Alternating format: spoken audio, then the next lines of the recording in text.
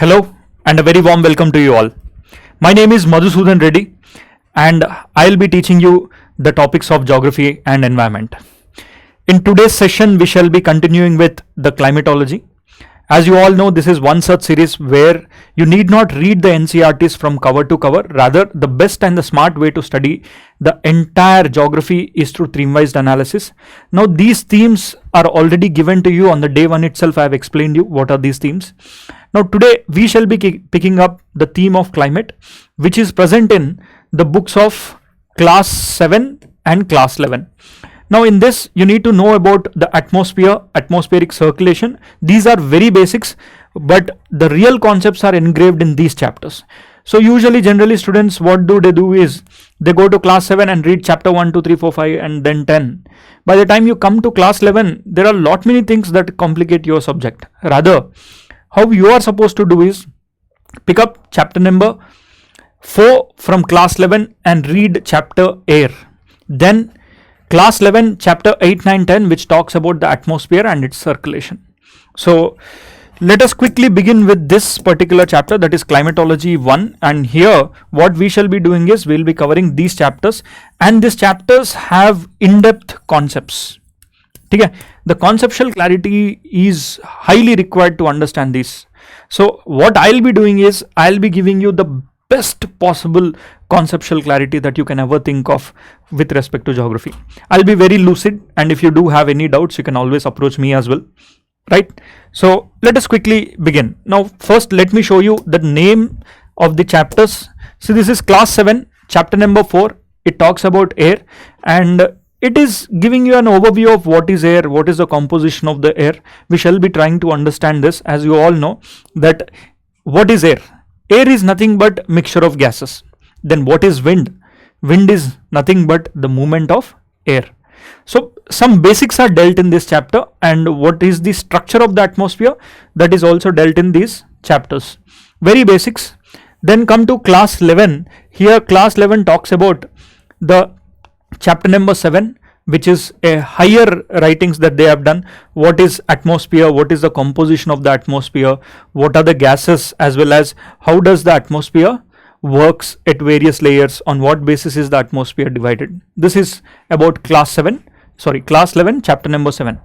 Now another chapter which talks about is solar radiation. That means the sun's rays which are coming onto the surface of the earth, how they behave and how do the earth react to that particular rays. Now that is nothing but your solar radiation and heat balance of the temperature. We'll be learning this particular topic too. Next is atmosphere, circulation and weather system. Now this is one of the most complicated topic, I say. It is very easy to understand, but yet the complicated. So here I'll be teaching you about the various atmospheric pressures, the millibars, as well as how the cyclones are formed, how the temperate cyclones and tropical cyclones are formed, right? So all of this we are going to do in a very detailed manner, right? If you do have any doubts, you're always welcome to drop a message here. Mine 7382552230. This is my contact number, and my name is Madhusudan Reddy. And any subject related doubts only. Okay. First, let us quickly begin with the very basics, the fundamentals. That is, what is the composition of the atmosphere, or what exactly is air? Suppose, imagine that I take this glass and I've closed this glass. Do you have air within it? Yes, no doubt there is air. But what is the composition of the air in this?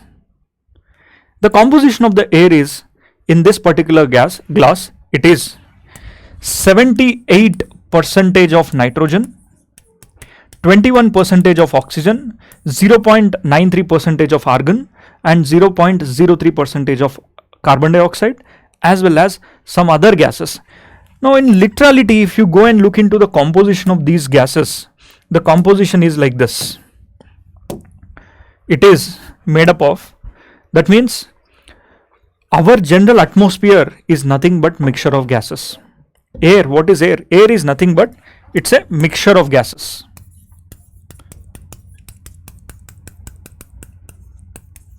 Mixture of gases. And you will also be given this particular PPT, so don't worry. please also make sure to read the NCERTs. That is the fundamentals on which the entire concepts are built. Now see, air is a mixture of gases. Now what all gases? These are the gases which are mixed in the air. Now they are always mixed in the equal proportion. It is you through industrial processes and some other mechanisms you wanted to extract only oxygen and get that into a cylinder, right? Or you extract nitrogen and put that into a cylinder, right? So nitrogen consists of 78%, oxygen consists of 20%, 21%, that is near to 20.95. Likewise, argon 0.93 and carbon dioxide is only 0.036. Now, such tiny volumes of carbon dioxide is very dangerous. Now, imagine if through the process of industries in the last 200 years on the earth, how much amount of carbon dioxide did we add through the process of industries, vehicular pollutions and other means? So our problem for the further generations is that we are increasing this particular gas. Now why do we fear for carbon dioxide? Because carbon dioxide is a greenhouse gas. It is a greenhouse gas, right? Okay. Likewise, neon is there, helium is there, crypto, methane, xenon, hydrogen. But these are all, what do? We call them as other gases because they are only in minute particles. In terms of volume, they are very, very minute. So this is the composition of the atmosphere. Now you need to know the fundamentals. That is, just give me a minute.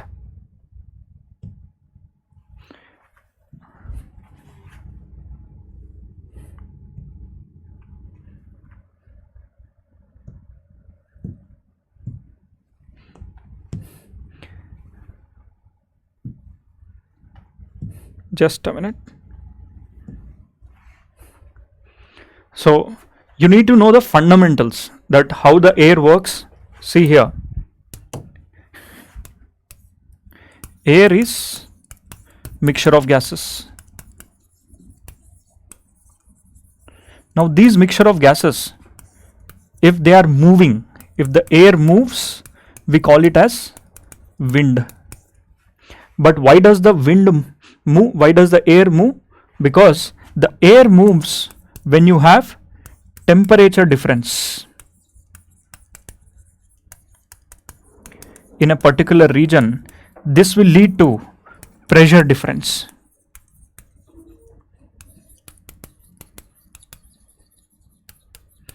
Right? So try to understand these fundamentals, that what is air? Air is a mixture of gases, and these mixture of gases, when they move from one place to another place, when they move, we call it as wind. But why are they moving? They are moving because at one place the temperature is high and at another place the temperature is low, and because of that, wherever you have high temperature, there you will have low pressure, and wherever you have low pressure, there you will have high temperature. Now this is the fundamental entity behind the movement of the air. We will understand this in a little more detailed manner, but for now our agenda is to understand the composition of the air and the structure of the air, right? As you all know that what do you mean by atmosphere? Atmosphere means, here I should also introduce you to the term, what do you mean by atmosphere? Can you define me what is atmosphere? Your atmosphere is a mixture of gases plus dust plus clouds plus water vapor. This is your atmosphere. That means if this is my earth, on the surface above the earth, I shall be having all of this, that is gases, dust particles, clouds and water vapor. Now what kind of gases are these which are present on the atmosphere? Now these gases are, one, you can have carbon dioxide, you will also have oxygen, you will also have hydrogen, you will also have nitrogen and water vapor too. But here you need to know the behavior of carbon dioxide, the behavior of ozone, O3 as well, right? We'll try to understand about these gases in little more detail once we go into the structure of the atmosphere and then come back to understand the gases, right? Okay. See, as you all know that बचपन से पढ़ा होगा हमने, we have studied from the childhood that our atmosphere consists of various layers. But how many layers are there? These layers are divided on what basis? You might have heard about troposphere, stratosphere, mesosphere, ionosphere, thermosphere. Like that you might have heard lot many things, right? So see here, first we shall try to understand what do you mean by atmosphere. Our atmosphere is nothing but it's a mixture of gases. And in climate, what you are supposed to study is, I already told you that 90% of our syllabus of climatology is confined to 13 kilometers above the surface of the earth, and rest of that 10% of the syllabus is also confined beyond and above, right? So here we shall now be studying the structure. As you are going into the higher into the atmosphere, what are the different layers that you have, right? And what does these layers do and how do they protect us? Very basics. I know most of you know about this, but the way you have to witness for UPSC, the learning should be little different. Okay, now quickly come back. First, we'll try to understand what is the structure of the atmosphere. See, the structure of the atmosphere is nothing but how many layers do we have on the atmosphere. The layers, as we go, you look into class 11 NCERT, they gave you this particular diagram. Okay? You might have come across this, you will come across this particular diagram. One, look here. This is troposphere, then you have stratosphere, mesosphere and thermosphere, right? So there is temperature decreasing, then stagnant, then increasing, then stagnant, then decreasing, then stagnant, then increasing.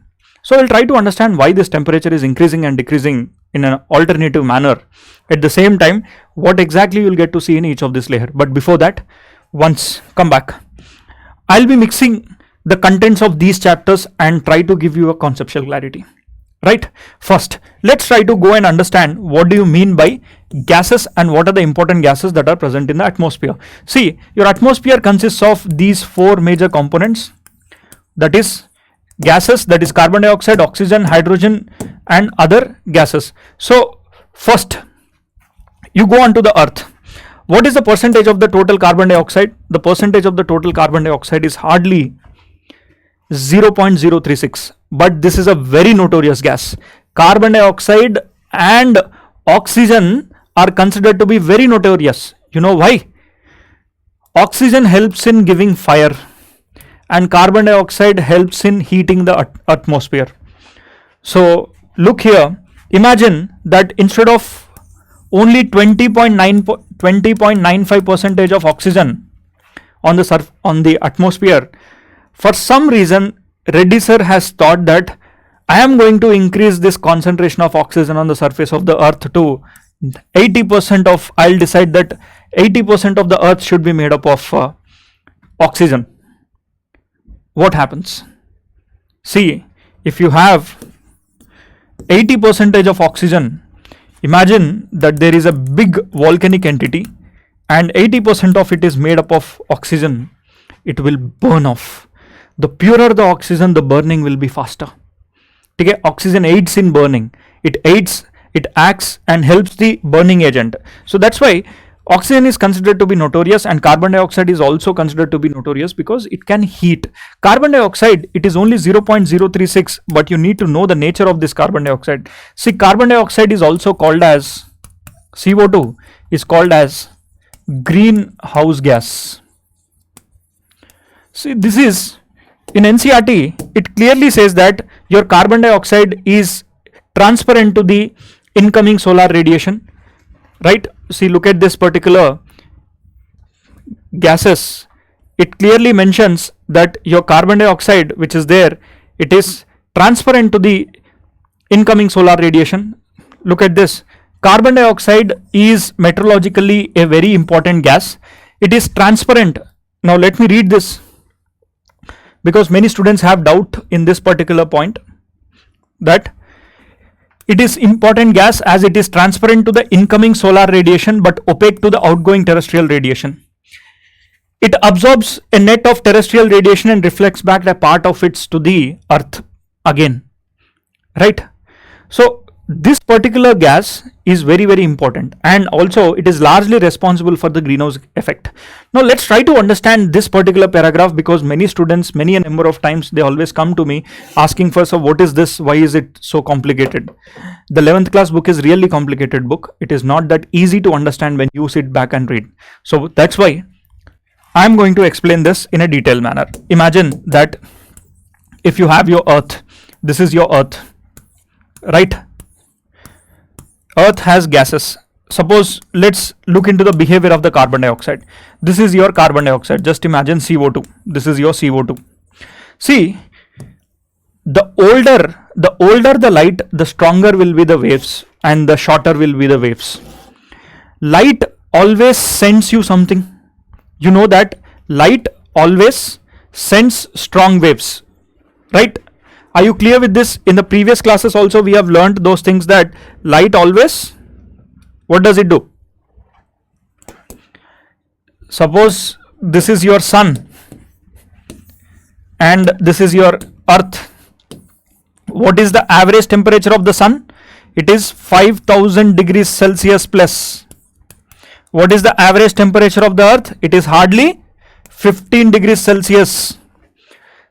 The sun is a very hot body, so sun sends rays outward. Now these rays are nothing but electromagnetic waves. Within these electromagnetic waves, sun is a more hotter body. Sun has never shed itself in its lifetime, and this sun, when it sends that hot rays, the rays that are coming onto the earth, they come in the form of shortwave radiation. Look here, imagine this is your sun, right? Now this sun, when it is sending rays, it comes in the form of shortwave radiation, and these rays are also called as incoming. These rays are also given by the name incoming solar radiation. That means the sun rays is also called as incoming solar radiation, and the short form for this is insolation. Okay? The short form for this is insolation, right? It is also given in your NCERTs. That means sun sends its shortwave radiations, which is also called as insolation. Within this you will have X-rays, gamma rays, whatever the rays you can think of, these rays will always be there, because the sun is a lamp which was lit 4.5 to 5 billion years ago. Until then, sun never shed itself. It was a continuous light, always there, right? So such strong light will always give very strong waves, which are short waves. Now as soon as this rays comes onto the earth and then heats the earth, this particular rays will come and then heat the earth. Now once the earth got heated, earth will also start to radiate out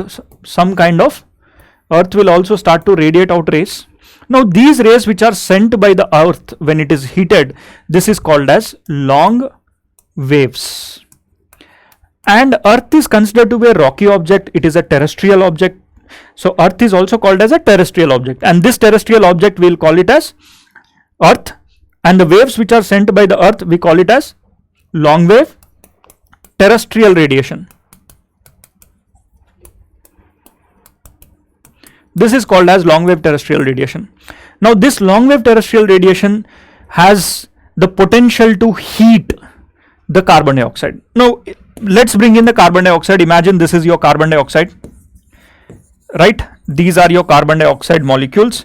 The nature of the carbon dioxide is that if suppose the sun is sending you waves, the sun rays will be passing easily through carbon dioxide and they will reach to the earth. But once the earth got heated, and the earth will also start to send its rays back, now these heat of the earth will be trapped by the carbon dioxide, right? That means earth is sending back the rays in the form of long wave terrestrial radiations. They will be blocked by, these will be blocked by the carbon dioxide and making the earth to, now all these rays, they are being blocked and they are being trapped by the carbon dioxide.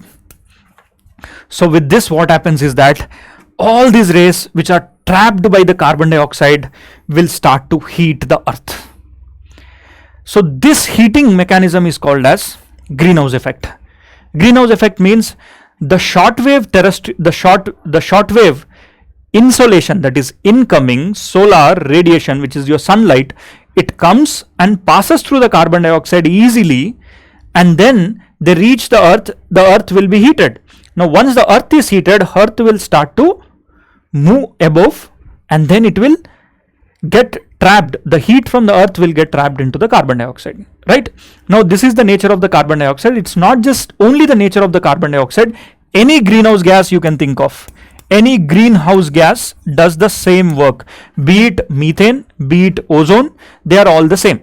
So likewise, I've already told you that what is atmosphere. Your atmosphere is nothing but a mixture of gases. Now these gases are none other than, one is carbon dioxide. You know the nature of carbon dioxide now. Likewise, ozone is there.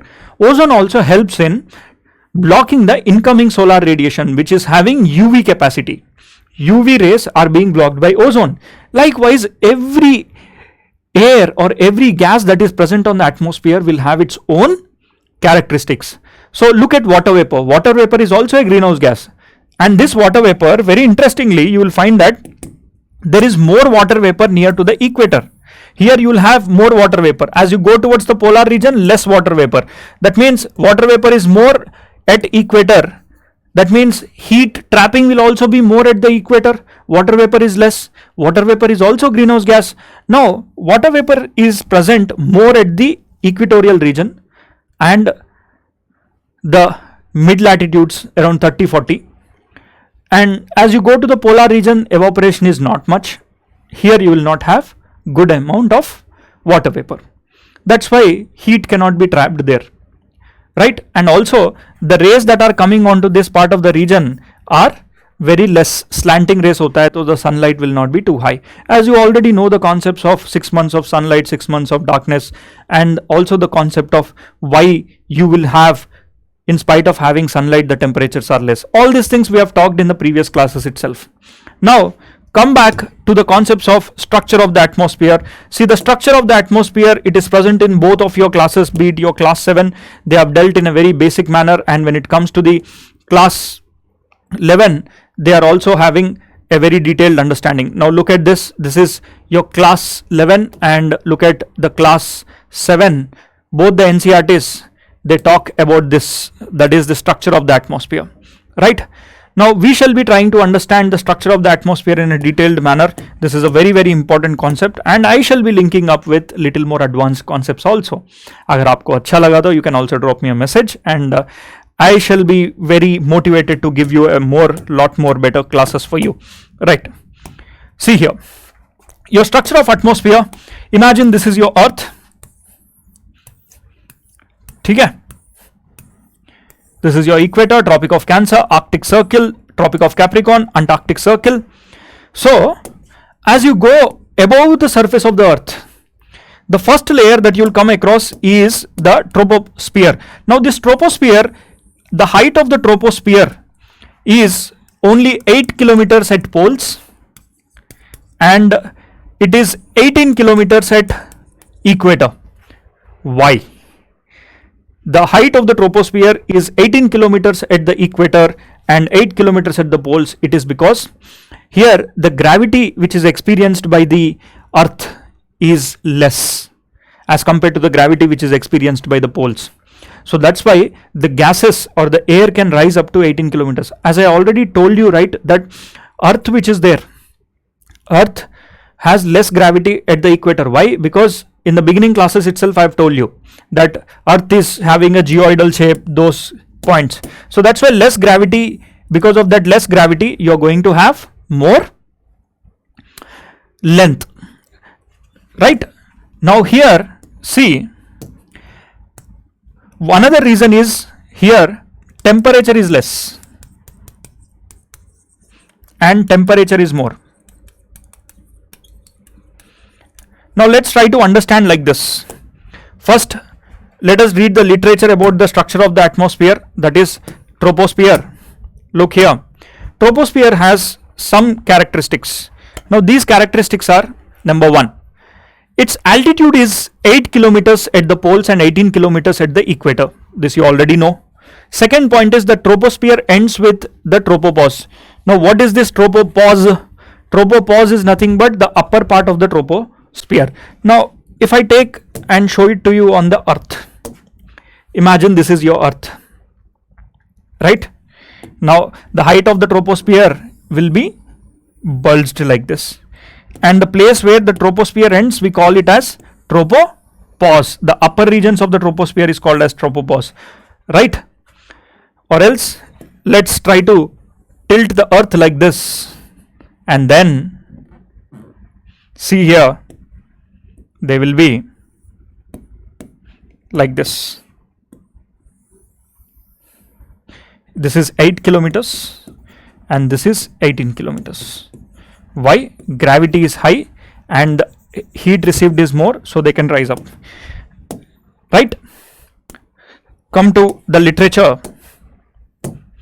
Next,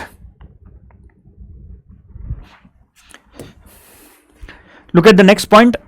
The temperature in this layer decreases with height at the rate of 6.5 degrees per kilometer. This is also known as lapse rate of temperature. And the next point says that minus 45 degrees at the poles and minus 80 degrees over the equator at tropopause. It is also meteorologically the most significant zone in the entire atmosphere. Weather phenomena like cyclones, rainfall, fog and other activities are also confined to this part of the layer. Okay, you have read it. The layers are broadly read. Now quickly come back and try to understand, why do you have the temperature to be here at the height of tropopause? It is minus 80 degrees Celsius and it is at minus 50 degrees Celsius. Why? Why is that the temperature is extremely low at a height of 10 kilometers? It is because, try to understand this. See, if this is your earth, right? At a height of, imagine at this height it is minus 80 degrees Celsius and at this height it is minus 50 degrees Celsius. This is at poles 90 degree मान के चलो. This is at equator 0 degrees and this is also 90 degrees, and here the temperature is almost minus 50 degrees Celsius. For every 1 kilometer of height you go, there is a decrease in 6.5 degrees Celsius temperature. Imagine here the temperature is at the ground level, the temperature is 40, in summers it is 45 degrees Celsius. Just imagine. What will be the temperature at 2 kilometers height? At a height of 2 kilometers, what will be the temperature? If the lapse rate means per every 1 kilometer, the temperature decreases by 6.5 degrees Celsius. This is called as lapse rate. But why is that temperature decreasing at a 6.5 degrees lapse rate? It is because you need to understand one more thing, that how is the atmosphere of the earth getting heated? See here, this is your earth. Earth has its own atmosphere. Now one question that I wanted to tell you is the solar radiation. The solar radiation is nothing but, if this is your earth, this is your sun. Sun sends its rays, right? Now do you think the sun rays are the one which are heating the atmosphere? You have your earth's atmosphere. Imagine this is up to 10 kilometers height. There is air. Now, is the air heated by the sun's rays directly or the heat of the earth? Is it because of the heat of the earth or is it because of the sun's rays the atmosphere is heated? See, here you need to know that the atmosphere is primarily heated because of the heat of the earth, not because of the heat of the sun. Sun always sends short waves. Earth always sends long waves.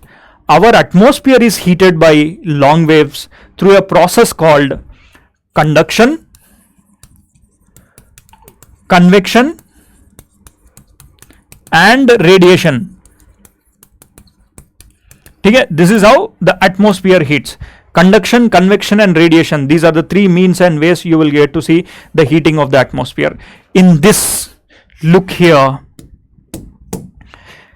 Imagine this is the surface of the earth. Okay, let's take, this is the surface of the earth. Let me take this part of the area. Okay.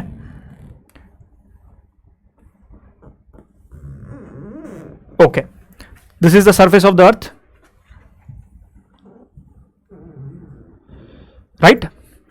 Now let's imagine these are the layers of the atmosphere. This is at 10 kilometers height. Now this is at 1 kilometer height, 2 kilometer height, 5 kilometer height. Now as I told you, the earth, sun will start to send the long shortwave terrestrial radiations. Shortwave terrestrial radiations will come and heat the earth.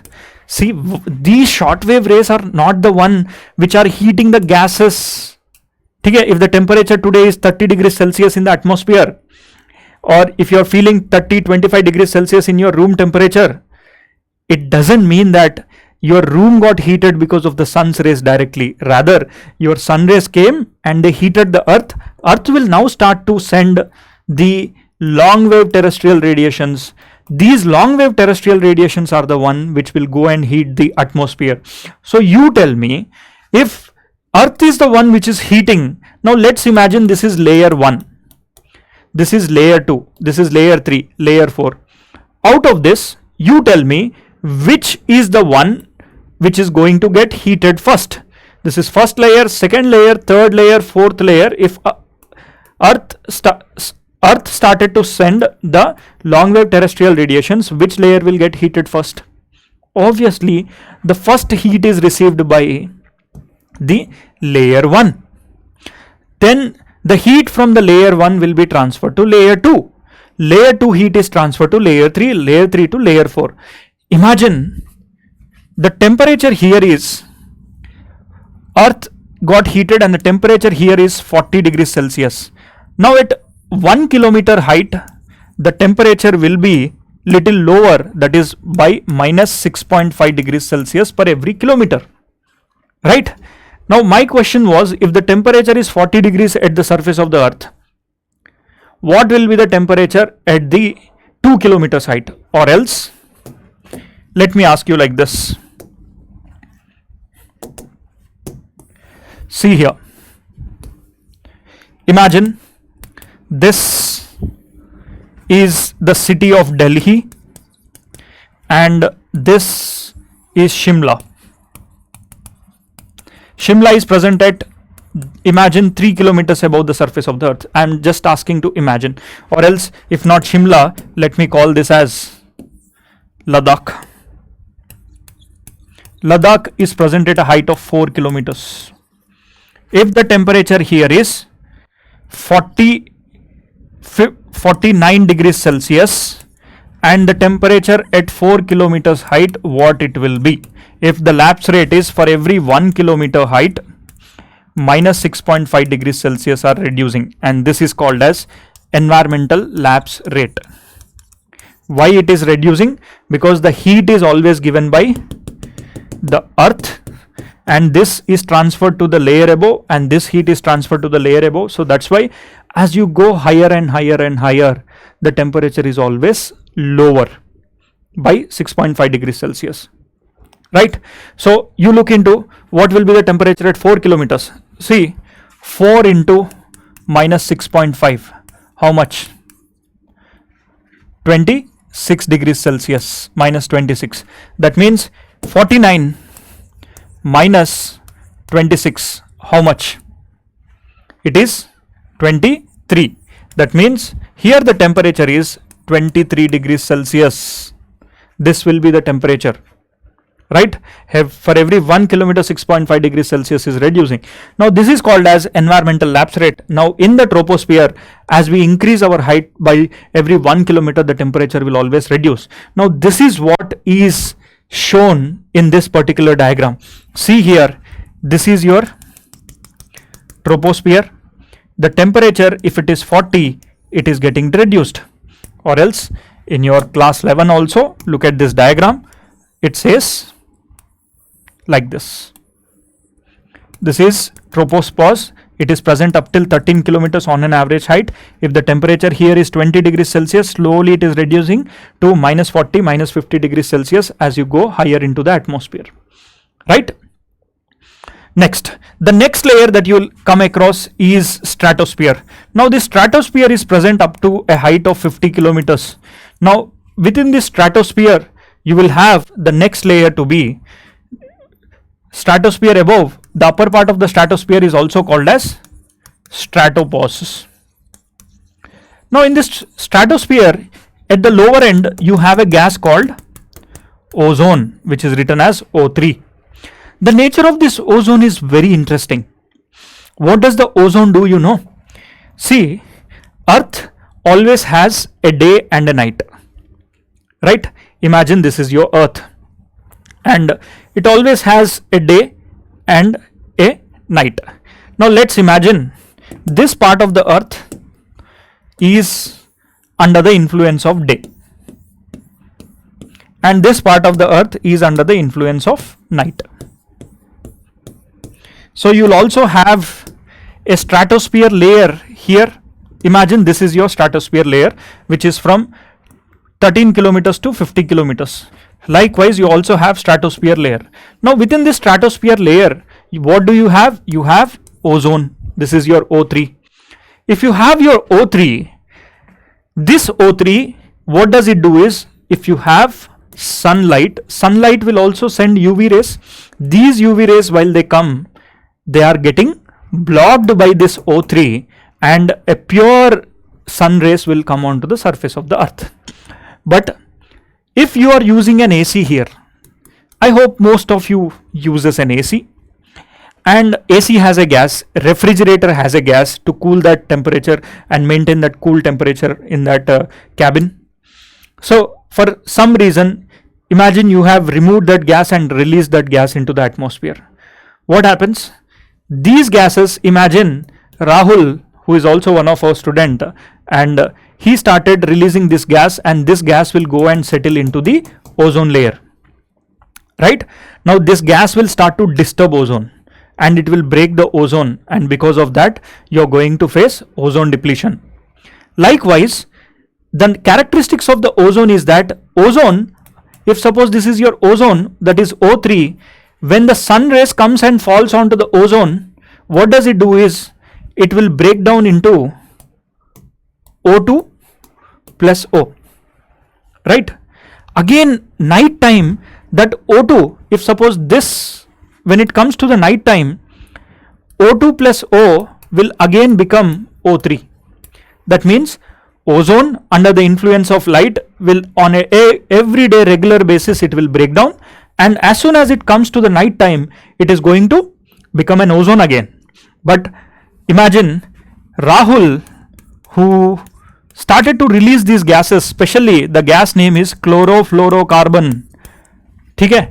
Now either chlorine or fluorine or bromine, these gases, when you are releasing into the atmosphere, this chlorine, what does it do is, it will go and bind with one of this oxygen.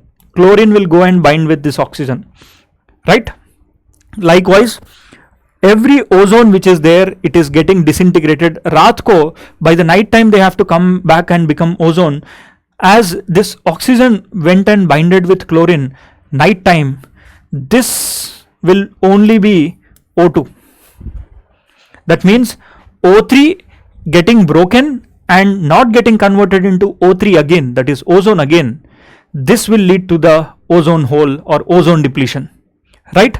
Now what is the importance of this stratosphere? Stratosphere, ozone is also one of the greenhouse gases. Now this ozone, very interestingly, you will learn that, just a minute, this ozone which is present in the stratosphere here will start to block the incoming UV rays and then filter out and give us very beautiful rays.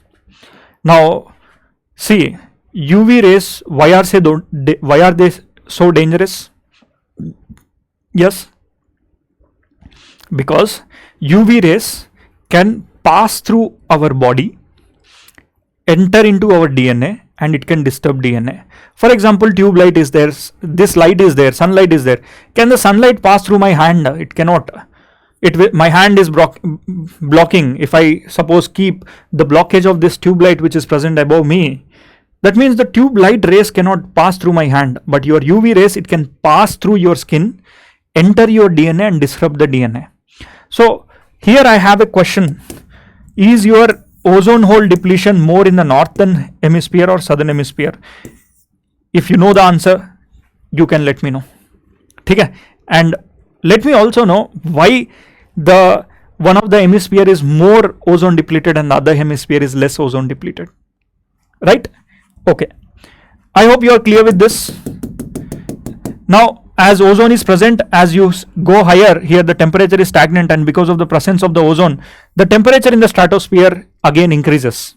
As I already told you, the temperature in the troposphere, it is decreasing, and once it enters into stratosphere, it increases. Now, what is stratopause? Stratopause is an area where the temperature is more or less stagnant.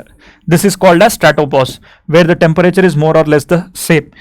This is also tropopause, where the temperature is more or less the same, right, where the troposphere ends. Right? Now, next to stratosphere, you will have another layer by the name mesosphere. See, in this mesosphere, as there are no gases which can trap the heat, they are present. So that's the reason why here the temperature will start to decrease. Here ozone ki karan, because of the ozone, the stratosphere is warm, and troposphere, as you increase the height, the temperature decreased. Why? Because always the earth is heated from where? From the atmosphere is always heated from the earth, not by the sun. Majority of the heat is always given by the surface of the earth itself. Next, as the earth, say this particular mesosphere is present up till 50 to 80 kilometers. Now the heat from the earth to 80-50 kilometers is very difficult to reach there. That's the reason why this part of the area is very cold, and this is the coldest region of the earth atmosphere, coldest region of the earth atmosphere layers. And do you remember that I told you about meteors, meteoroids, right? See, if such hot body, if it is entering into the earth's atmosphere, and the temperature here is minus 80 to minus 100 degrees Celsius, the temperature in the mesosphere is minus 80 to minus 100 degrees Celsius. Now such cold temperatures, minus 80 to minus 100, such cold temperatures, if a hot asteroid which is broken into meteoroid and coming in the form of meteor, which is also called as shooting star, you will get to see this shooting stars in this mesosphere, right? At around 80 kilometers, you will get to see this shooting star. Clear? Now, the next layer is also called as above mesosphere, which is also the mesopause will be there, and post that you will call it as thermosphere. See, this thermosphere is present almost till 80 kilometers to 400 or 800 kilometers, and within this, from 80 to 400 kilometers, you will have ions. Look, from this 80 to 400 kilometers, you will have ions. What kind of ions? These are charged particles which are present in the thermosphere. Now, these charged particles, they help in radio communication. Right? Our satellites, low Earth orbit satellites, are placed at 400 kilometers height, at 360 kilometers height. Because of these charged particles, the temperature is more here. That's why again the temperature increases. So overall, if you look into the structure of the interior structure of the atmosphere, it is at the bottom you have troposphere, where the temperature decreases. Why? Because earth heat is the one, earth gets heated and the heat is given to the atmosphere. Likewise, stratosphere, ozone is present, so that's why temperature increased. In the mesosphere, the heat distribution is not that easy, so it reduced, and this is the layer the meteors get burnt. Thermosphere, ions are present, so that's the reason why you have communication that can be done, radio communications, right? International Space Station is also present in this layer itself. Next is exosphere. Here the human research is very limited, we have very limited knowledge about this. Now this is the structure of the atmosphere. Now I wanted to have or give you some practical applications of these, that what are the major aspects that you will come across in this part of the atmosphere. See, atmosphere layers I wanted to show you. For example, aeroplane is there. Aeroplane usually travels in the upper part of the troposphere or just into the stratosphere, because there is not much of clouds that are present in the upper part of the troposphere or in the stratosphere. That's why your aeroplane moves in this region. You go to stratosphere, This is where the ozone is present. Then go to mesosphere. This is where you will come across the shooting stars. Right? Your mesosphere is having shooting stars. Then you go to just above the ionosphere. This is the layer where you will come across those beautiful lights that I've talked to you on the day 2 or day 1 about aurora borealis and australia borealis. This aurora borealis and australia borealis usually are seen in the thermosphere because thermosphere has ions, and these thermosphere has ions. Because of that, the ions get charged with the auroras, right? So if this is there, then the beautiful lights can be seen here because of the charged particles. And lastly, we have very limited research about exosphere, and exosphere, this is the place where you will find the high Earth orbit satellites, right? Spaceships are also present here doing research. Now, in a nutshell, this is the structure of the atmosphere, and within this structure, let me quickly give you the reading of the literature, right? So look at this stratosphere. Stratosphere is the layer where they are ideal for flying aeroplanes because that is free of clouds, right? The rise in temperature is due to the presence of ozone. You already know ultraviolet radiation is absorbed by this stratosphere, right? I hope you are clear with this. Now come to the mesosphere. As I already told you, this is the coldest place on the earth, that is -85 to -100 degrees Celsius will be there. Temperatures drop with increasing altitude, you already know, right? Clear? Now sometimes you might get to see some different types of colorful clouds into the mesosphere. These clouds are called as noctilucent clouds. Next layer is thermosphere. As I already told you, thermosphere has ions. That's why it helps us in wireless satellite communication. Ions are present, and those ions help in transmitting. Our satellites are placed there and they can transmit the charged particles. So this is how we use the atmosphere and try to understand the atmosphere in a detailed manner. Lastly, thermosphere is also within this thermosphere is the area where you have aurora australis and aurora borealis, right? Aurora australis and aurora borealis, which is present in the thermosphere, that is 80 to 400 kilometers itself, right? This is how the aurora australis and aurora borealis, beautiful lights that you will get to see. In which layer? It is present in the ionosphere and the upper part of the mesosphere, right? And lastly, exosphere, we have very limited knowledge about the exosphere, right? Now this is the PDF that you're going to get. Don't worry, it's just give a quick reading to it and you will get to know. So one small question which I want you to attend. Look at this question. Which of the following is correct descending order in percentage of composition of permanent gases on the atmosphere? You let me know the answer. You can also drop me a message, as you all already know about my contact number, that is 7382552230. 7382552230. You can also answer me here. So argon, carbon dioxide, neon, helium, carbon dioxide, argon, neon, helium, carbon dioxide, argon, helium, neon. The right answer here is A. Okay, A is the right answer.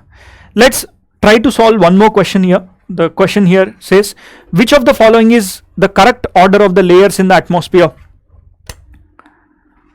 Troposphere, stratosphere, mesosphere, thermosphere, exosphere. Very easy question. Tropo, strato, meso, thermo, exo. Yes, your correct answer is again A. Now this is what you need to know about the structure of the atmosphere. One more. Look at this question. Which is the most suitable layer for flying the aircrafts? The most suitable layer for flying the aircrafts will be, answer is B, that is your stratosphere, because it is free of clouds. Aeroplane can pass very easily, no disturbances, right? I hope this concept is clear for you. Now with this, let me take you one step forward and we'll go and try to understand the other topics which are there in your books. See, this is what is the structure of the atmosphere and also your chapter 7. Now come to the next chapters that is associated with the climate, that is solar radiation and heat balance. As you already know, the solar radiation is nothing but the total amount of heat that is coming from the sun is called as solar radiation, right? You already know the concept that short wave radiations and long wave radiations.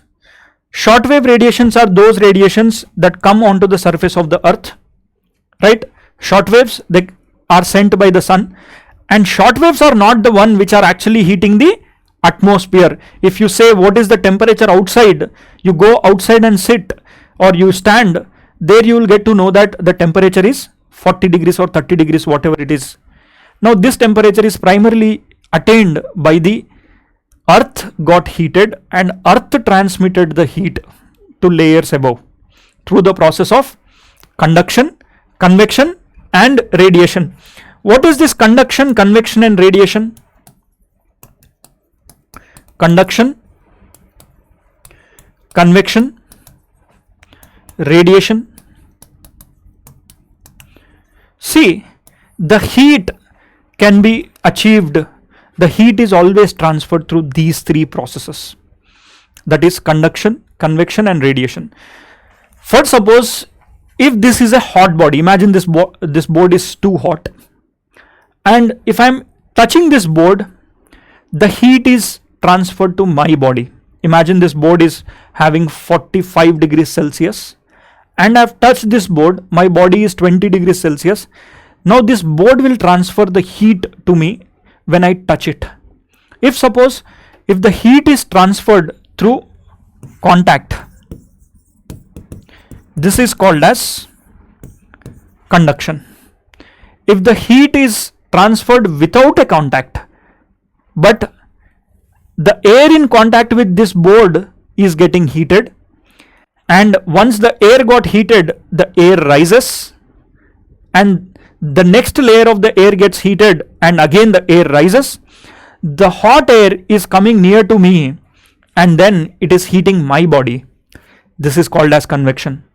That means in terms of conduction, body, we need to be in touch with the body. Convection, you need not be in touch with the body, rather layer by layer a part of the air is getting heated and it is rising and then it comes to me and heats me. The third component is radiation. Radiation is nothing but even without the movement of the air, the short waves and long waves which are sent by the sun and the earth, they will come and radiate or they will come and heat you. That is called as radiation. The entire heating process which is there on the earth, it is always heated by these three processes, that is your conduction, convection and radiation. Okay? Conduction, convection and radiation are the three methods through which the earth gets heated. So the heat is also transferred through this, right? So let me quickly give you an overview about this particular concept of conduction, convection and radiation. Just give me a minute.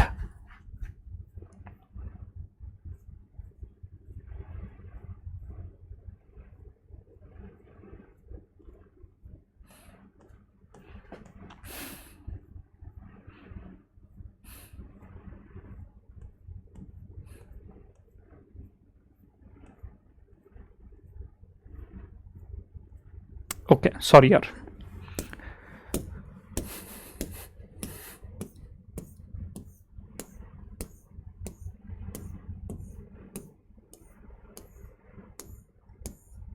I wanted to show you these things once slides, so that's why I'm skimming through them. Okay, come back. That means here, look at this.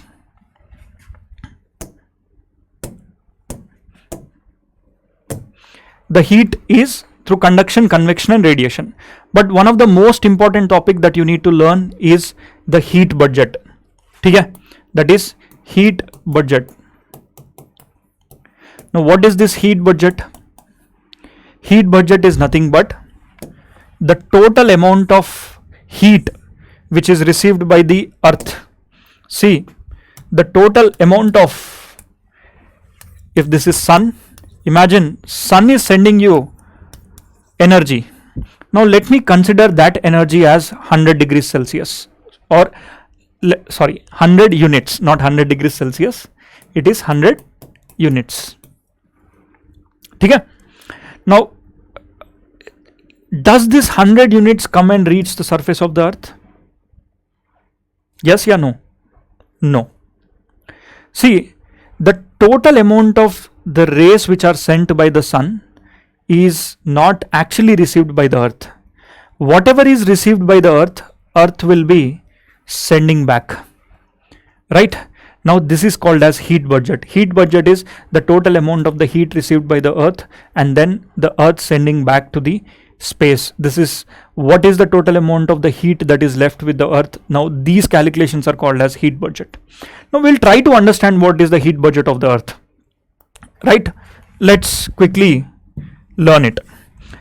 Now let's imagine that if this is your earth, okay? This is your earth.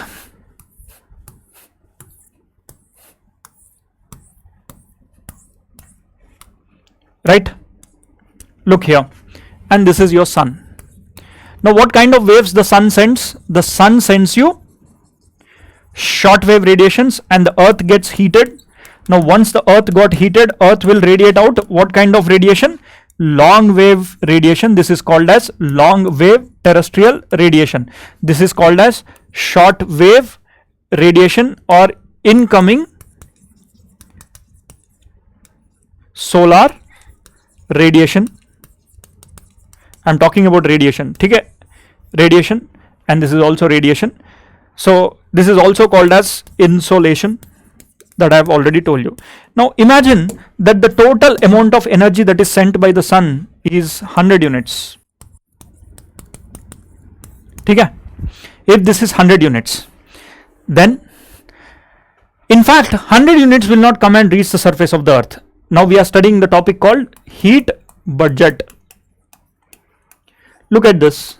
Out of this, only 65 units are coming to the atmosphere. Or else, let me tell you that there are also clouds here. Do you agree that the earth also has clouds all over?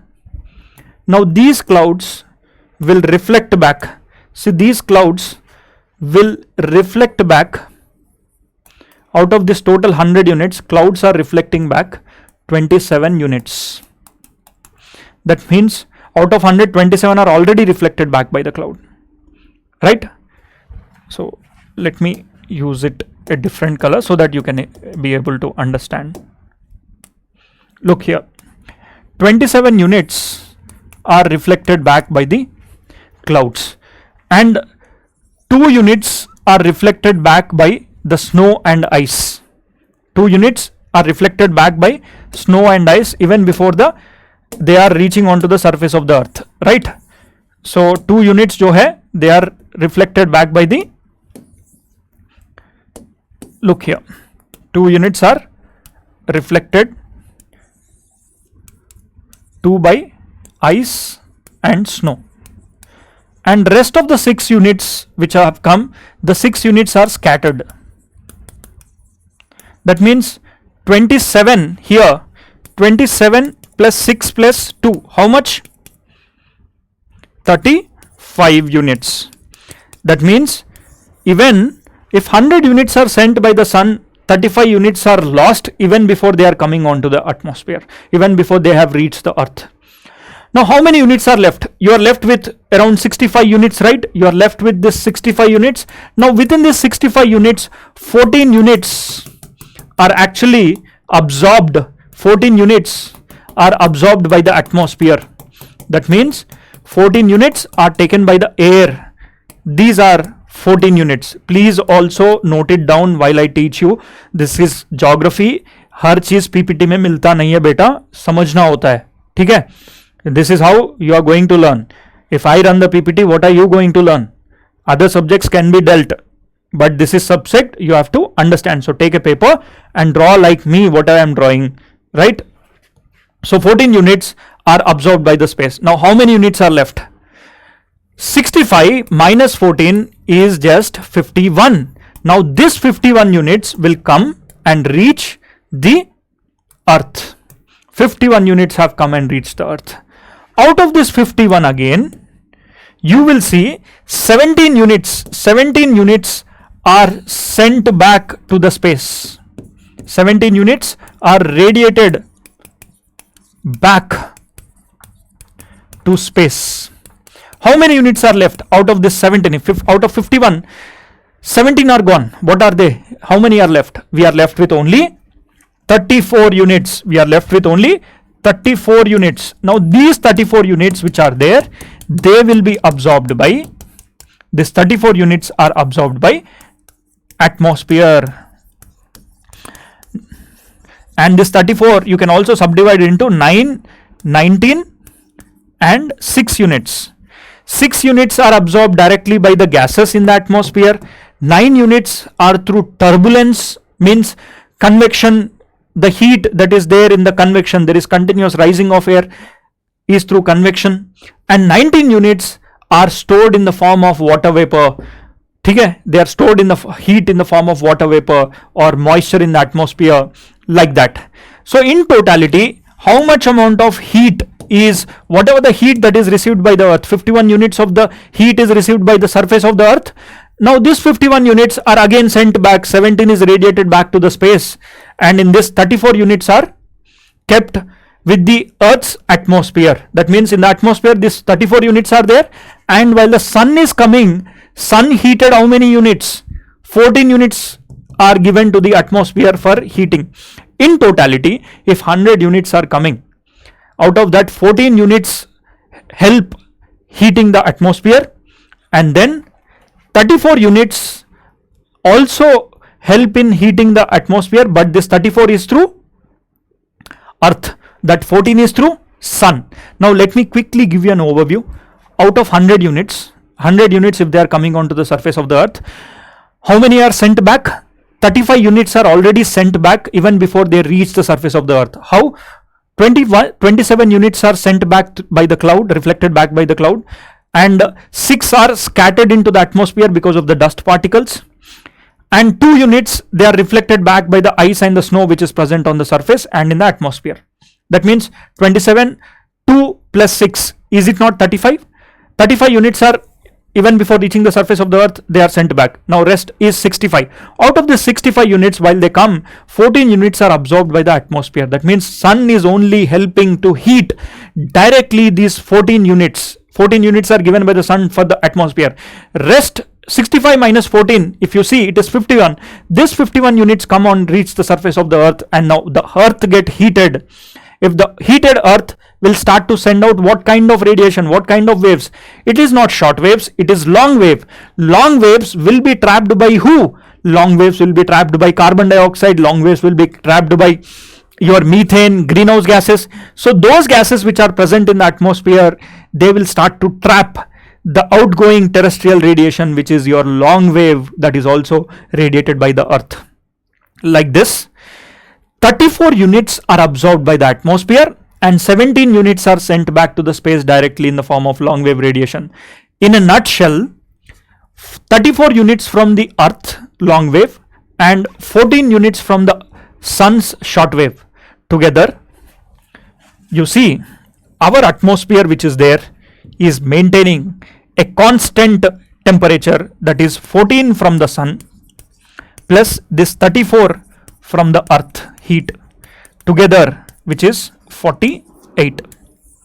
Now this is the heat which is there in the atmosphere, and that's the reason why the earth is always able to maintain 15 degrees Celsius average temperature since thousands of years, right? 15 degrees Celsius average temperatures through thousands of years. I hope you're clear with this. This is called as heat budget, right? Now this is called as heat budget. Now let me show you how, on a slide, how this heat budget works. Just a minute.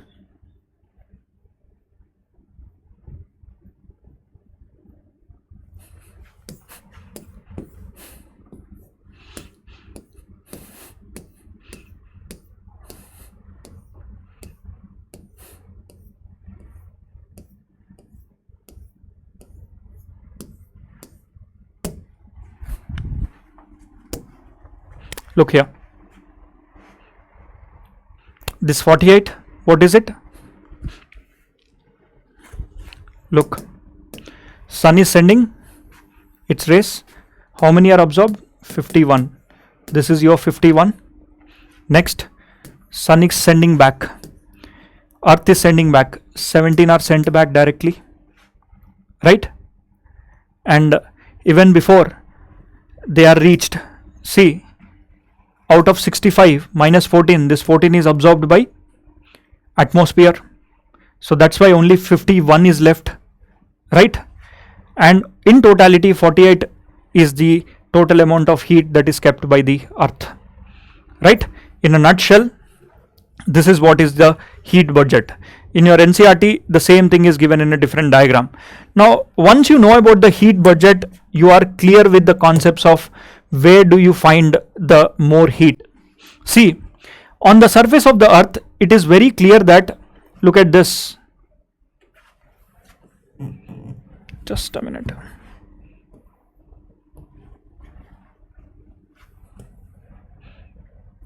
एक minute, board is misbehaving. Okay.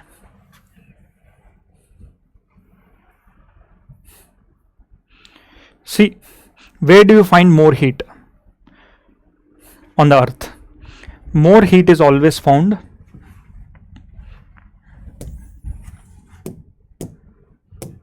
if this is your earth.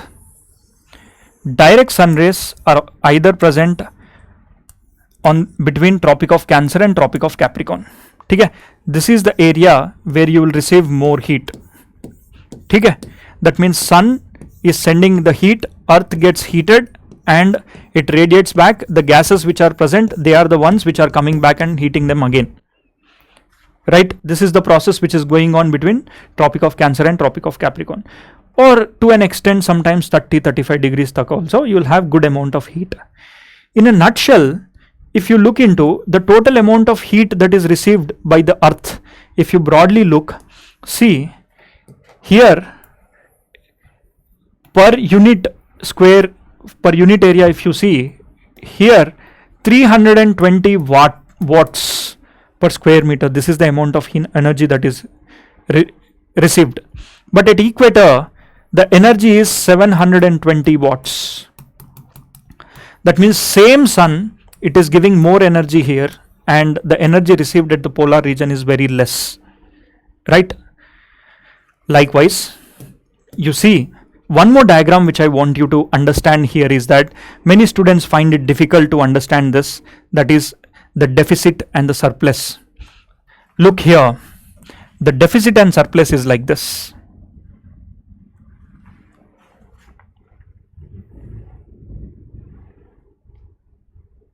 Just a minute.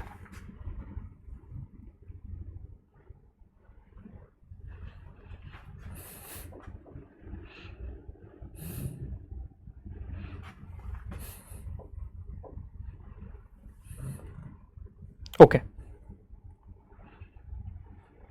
Look at this diagram. See, you have, imagine this as the earth. Now, why did they draw it like this? Try to understand this. I have taken the earth and tilted like this, right? This is your earth. Now, I'll also put some grid lines here.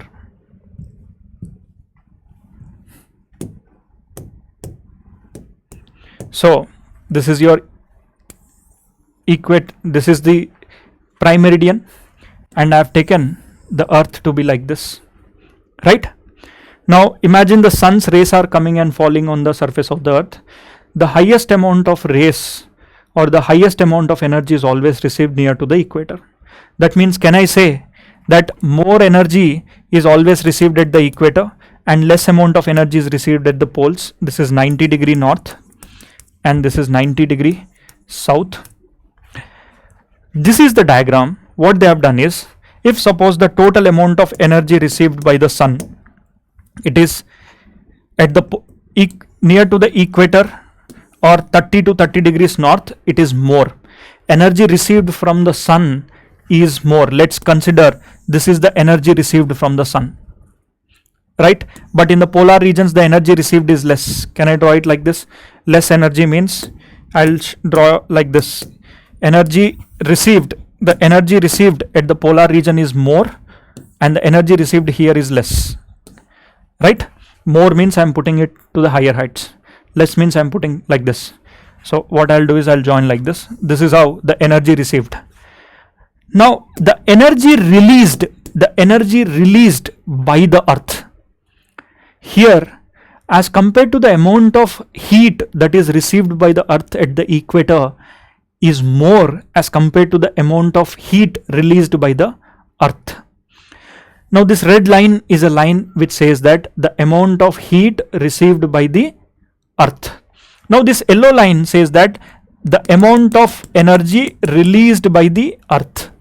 Here it will be like this.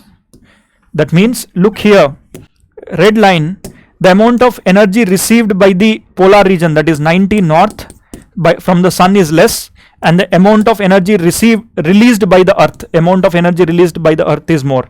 So that means, can I say that heat received is less and heat released is more? So these regions will be called as deficit regions.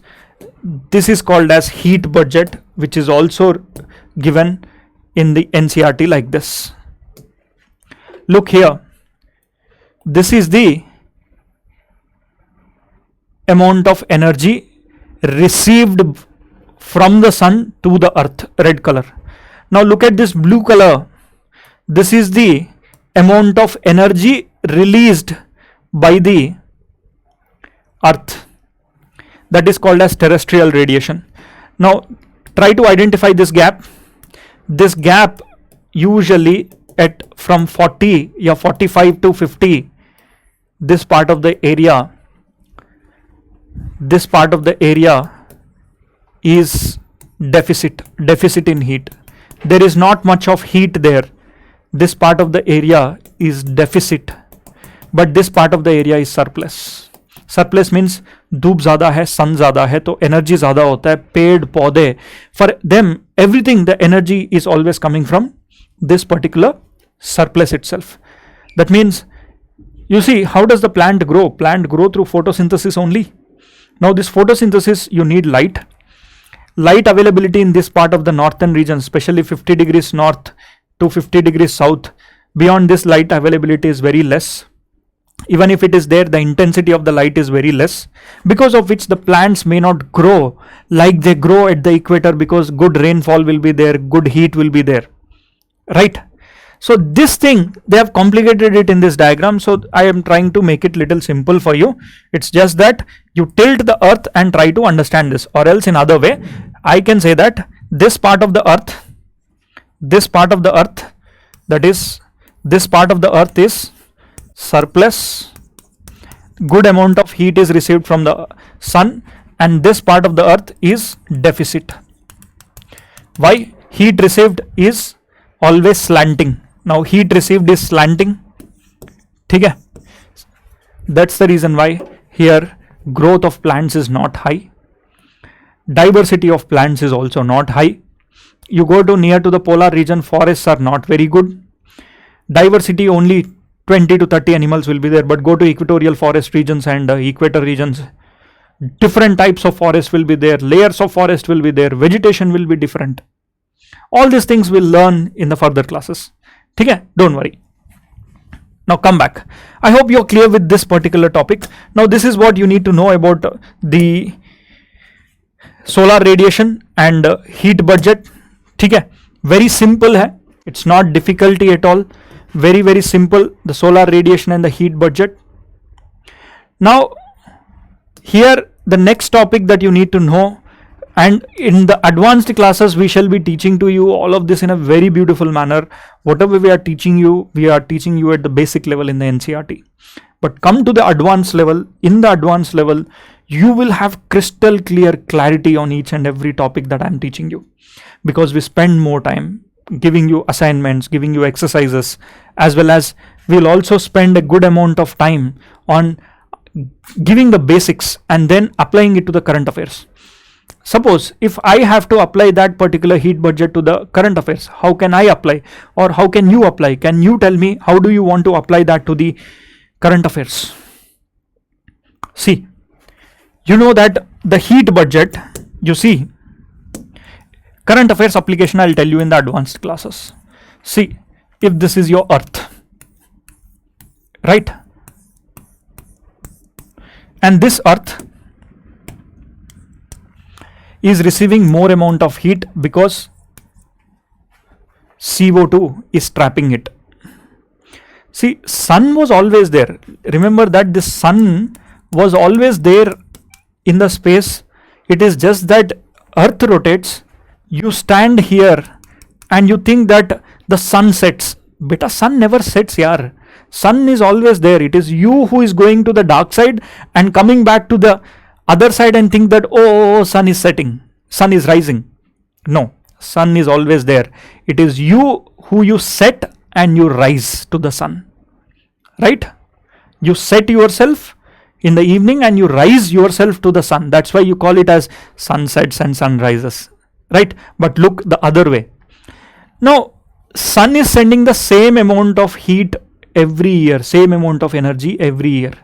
But why is that in the recent times you are increasing the temperature of the earth? It is because climate change. That is through you set up industries. Since 200 years, you built roads, bridges, railways, cars, industries, gases. So these gases which are released in the form of atmosphere through carbon dioxide, these gases are trapping the heat. Now I can link this heat budget to the concept of climate change and say that the fundamental composition of the atmosphere is getting changed and the heat balance is dispersed. Right? The balance of the heat is not maintained. I can also tell the same thing, right? So this is how you are supposed to link up with the current affairs. Now come to the next chapter, which is one of the most important chapter and is also very conceptual understanding that you need to know. Okay? That is with respect to atmospheric pressure. Now this atmospheric pressure is very misunderstood mainly by many of the students. So what I shall be doing is I'll be teaching you this at a very lucid manner. You need to know the chapters of atmospheric pressure and especially here the concept of atmospheric pressure, circulation and weather system. Let's try to understand this. See, atmospheric pressure, weather and circulation system.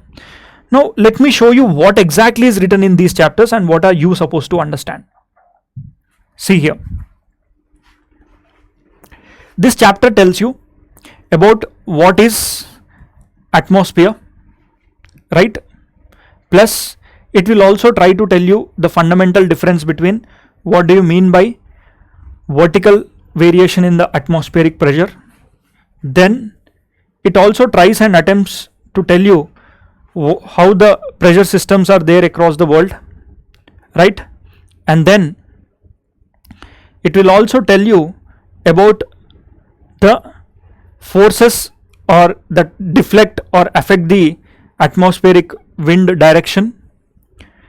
So pressure and wind, the relationship between pressure and wind, and how does the circulation of the atmosphere takes place, right? How does the circulation of the atmosphere takes place? These are some of the fundamental aspects that are there in this chapter. If you are reading by your own, and I'm very sure you will definitely have confusions. Okay? And without this chapter, you cannot even attend climatology ka basics bhi, everything is there in this chapter. Now to understand all of these things, firstly you need to know what do you mean by atmospheric pressure first. Then we'll link it up with temperature, then we'll link it up with wind, and how does the factors that are influencing the movement of the wind we'll look into, and finally we'll conclude it with the circulation of the atmosphere, right? So now come back. Firstly, let me ask you, what do you mean by atmospheric pressure? Can you tell me what do you mean by atmospheric pressure? Yes. Can you tell me what do you mean by atmospheric pressure? Yes. See, to understand the concept of atmospheric pressure, imagine that you are standing at the ground and till the height of the tropopause, the total amount of the weight of that air which you are experiencing is called as the pressure you are experiencing in the atmosphere. Or else, let's imagine that this is the surface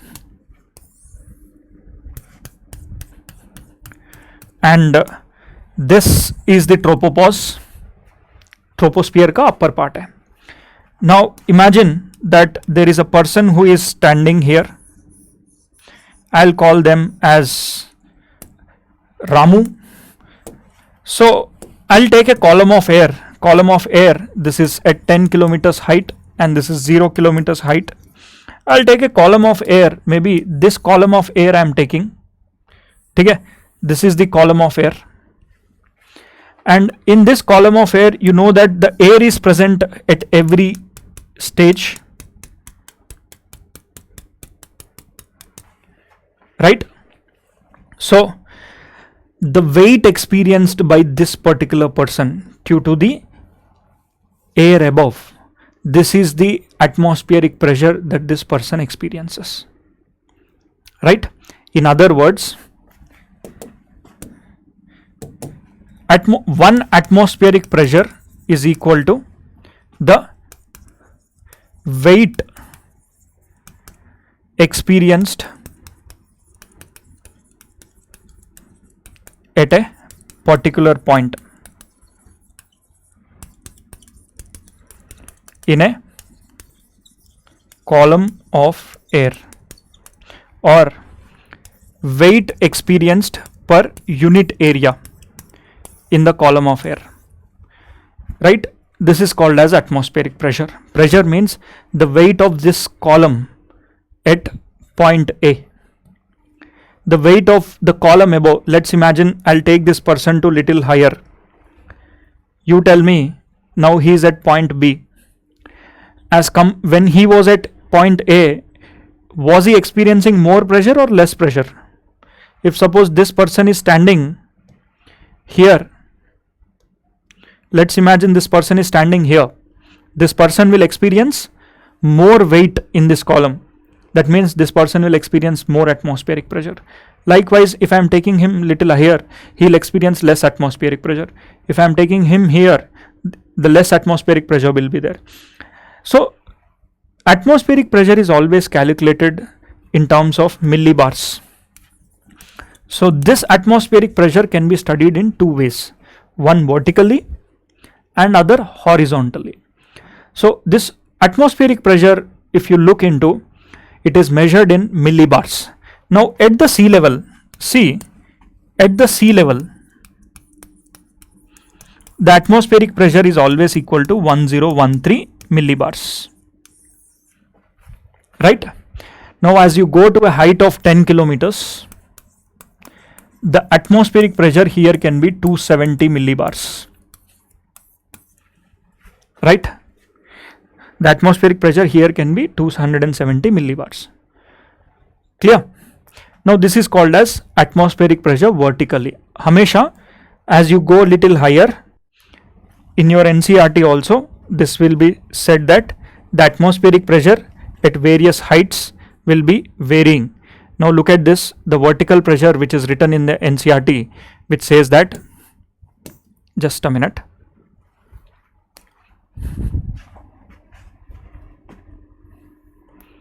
See, at sea level it is 1013 millibar, and at 1 kilometer height it is 898 millibar, right? And at 10 kilometers height it is 265, 270, 260, 240, it can vary. That means at the ground level, see here 10 kilometers height it is 265 millibars and it is 1013 millibars, and at 1 kilometer height 897 millibars. That means, can I say in the vertically always the atmospheric pressure, as you go into the higher heights, the atmospheric pressure reduces? This is called vertical atmospheric pressure. Now when you are comparing an atmospheric pressure of two different columns, let's take, this is a column of air, let's take this is Delhi, and let's take this as Bhopal. In the earlier case we were only considering one column, but now we will be considering two columns. When you consider this two column, it will be, if suppose this is place point A, this is point B, this is point C, this is point D. Whenever you are comparing the atmospheric pressure horizontally, when you are comparing atmospheric pressure of A with C, you have to compare at same heights. Okay, at same heights. If you are comparing B, then you have to compare B with D horizontally. You cannot compare B with C. This is wrong. Right? Try to understand this. Atmospheric pressure should always be compared at same heights when you are comparing horizontally. Right? Now come back. Here I should also tell you the concept of relationship between the pressure and temperature. Before this, let me show you few slides. Look here.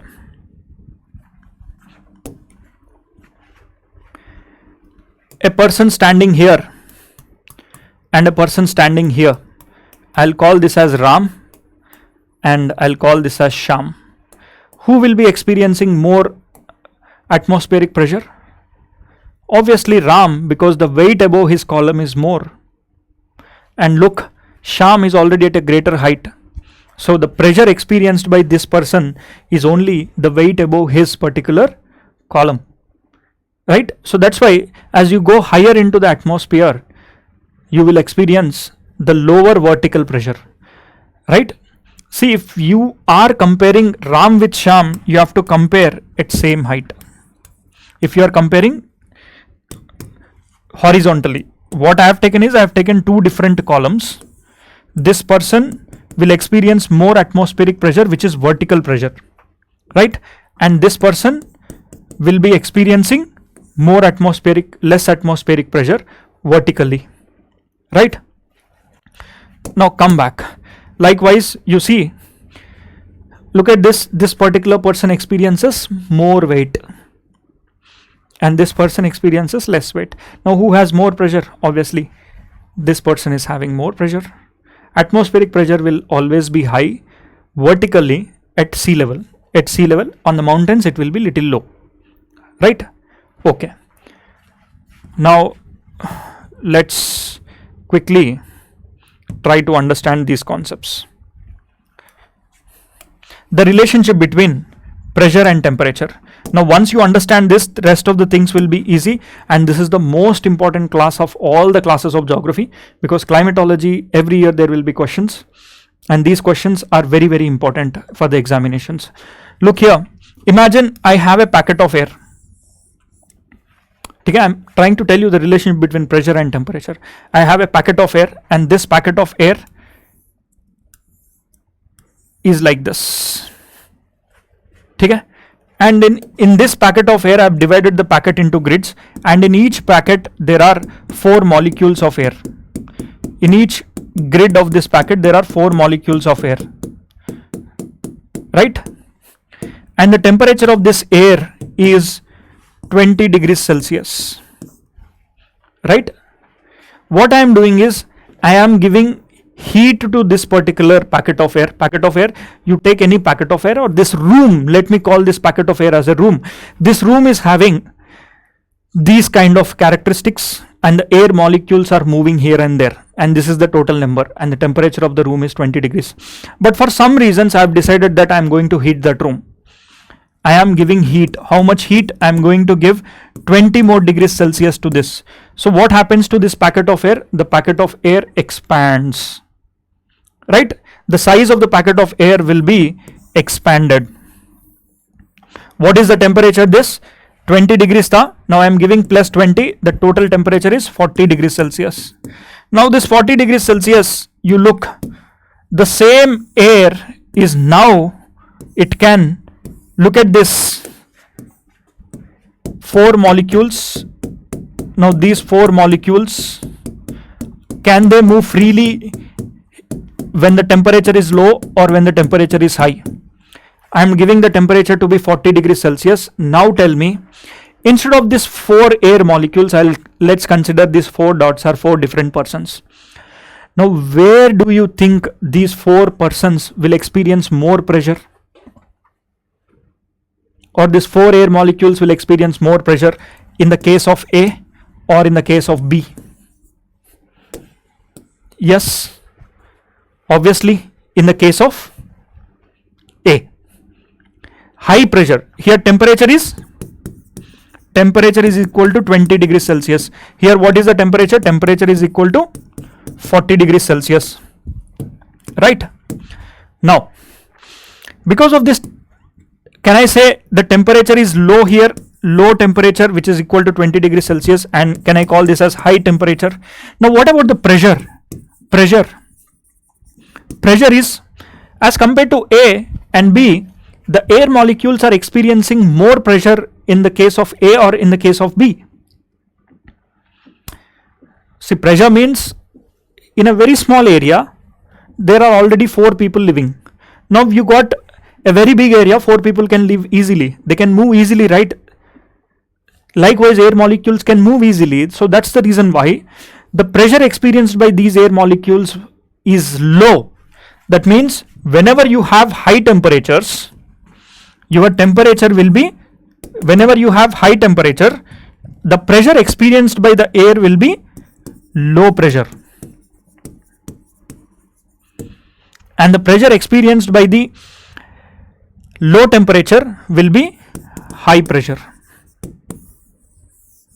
That means, can I say low temperature, can I conclude like this? Low temperature is equal to high pressure. High temperature is equal to low pressure, right? Now wherever you have high pressure, the temperature will be low there. Wherever you have low pressure, the temperature will be high there, right? Now this is the relationship between temperature and pressure, right? Temperature and pressure relationship is this. Now using this temperature and pressure relationship, let us try to understand the circulation of wind. So for that, let's try to look into this. And one thing, you should always know that wind always moves from high pressure to low pressure. Wind always moves from high pressure to low pressure, right? This is what you need to know, high pressure to low pressure. Wind always moves like this, high to low, not low to high. Now try to understand this particular concept. You see, there are isobars which are drawn everywhere. Now what do you mean by isobar? Isobars are nothing but where you will draw or connect places with equal pressure. Now let's consider these points. This is 1 point, 2 point, 3 points. These are points. Imagine these are the places on the earth which is having equal pressure. Let's consider that 1012 millibars atmospheric pressure is there, 1012 millibars and 1012 millibars. Here also you have 1012, 1012. Now if I am joining all of these points, the line which is joining the equal pressures, this line is called as an isobar. This is called as an isobar. Like that, if I have an isobar of 10, if here 1008, so all these yellow dots are having the isobar of 1008. Likewise, I have an isobar of 1005. See, the wind will be moving like this. Now where do you, this is 1005 millibar. Where do you have low pressure? The pressure is low here. Can I say the pressure is high here? The pressure is high. Why high? 1012 is high pressure as compared to 1005. And you need to learn one thing, the wind always moves from high pressure to low pressure. That means the wind will move like this. From here, the wind try to move inside. The wind from all the directions will start to come towards the low pressure. Now this is how the wind direction will be there. Now let's consider this as a place, one place. Let's call this as Bhopal. Now let's see how does the winds are coming towards the Bhopal. From all the directions, the wind is coming towards the Bhopal. Why? Why is the wind coming to the Bhopal? The wind is coming to the Bhopal is because here the low pressure is there and temperature is high. That means wherever you have wherever you have high temperature, the pressure will be low and the wind will rush to that particular place. Right? This is the fundamental relationship between high pressure and low pressure. But when you go and look onto the earth in totality, earth has various pressure belts. Now what are these pressure belts? Pressure belts are decided by the temperature. Earth has various temperatures like this. See, imagine this is your equator. This is Tropic of Cancer. This is Arctic Circle, Tropic of Capricorn and Antarctic Circle. Right? Sun will also send good amount of rays here. Right? But the heat received by these latitudes, that is equator, is more as compared to the Tropic of Cancer, and as compared to the poles, the equator receives the more amount of heat. Right? You know, high pressure is equal to low temperature, low pressure is equal to high temperature. Now on the surface of the earth, where do you receive the highest amount of heat? The highest amount of heat is, on an average, if you look into, on an average I am talking about globally, it is present at the equator. This is the place where you will have the highest amount of heat which is present at the equator. Now as compared to equator, see, this has high temperature. Then what is the pressure? Pressure here will be low pressure. That means high temperature at the equator, then the pressure will be low. Now as compared to equator, let's go to subpolar, this Tropic of Cancer region. See, this Tropic of Cancer region, it will experience 3 months of summer and 3 months of winter. During the summers, the temperature can go up to 40. During the winters, the temperature can go up to 5, 4, 3, 2. So average temperature when you look into it is not more than 20, 25, 17, 20. That is the temperature of the air. But at equator, even during the summers, the temperature is 45. Even during the winters, the temperature is almost 30, 35. So the temperature is very high here. Likewise, if you broadly see here, one thing that from here, this is the region of low pressure. As the temperature as compared to this part of the region, is it low or high in the subtropics? Tropics, I'll call this as tropics or subtropics. The temperature is high as compared to this particular area. All throughout the year, the temperature received in this part of the region is comparatively low temperature. So here you will have high pressure. So temperature is low temperature.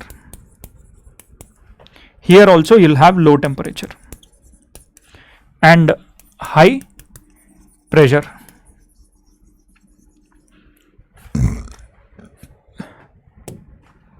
Right?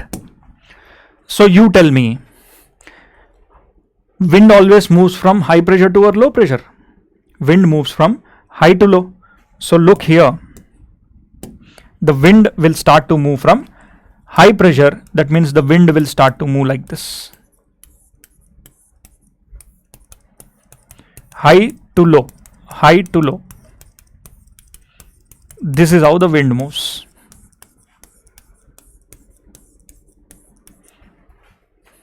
Hare yaar, from both the directions the wind started to come. Why? Because this is high pressure, this is high pressure, and this is low pressure. Low pressure as compared to this high pressure. Right? So that's the reason why the wind started to move from either directions, and as soon as they come towards the equator, what happens? The wind will start to rise. the wind will, here the wind rises. Look here. Here the wind rises at low pressure. The wind will start to move like this. It will rise. I cannot draw in the air here. So that's the reason why I'm drawing it on the sides, right?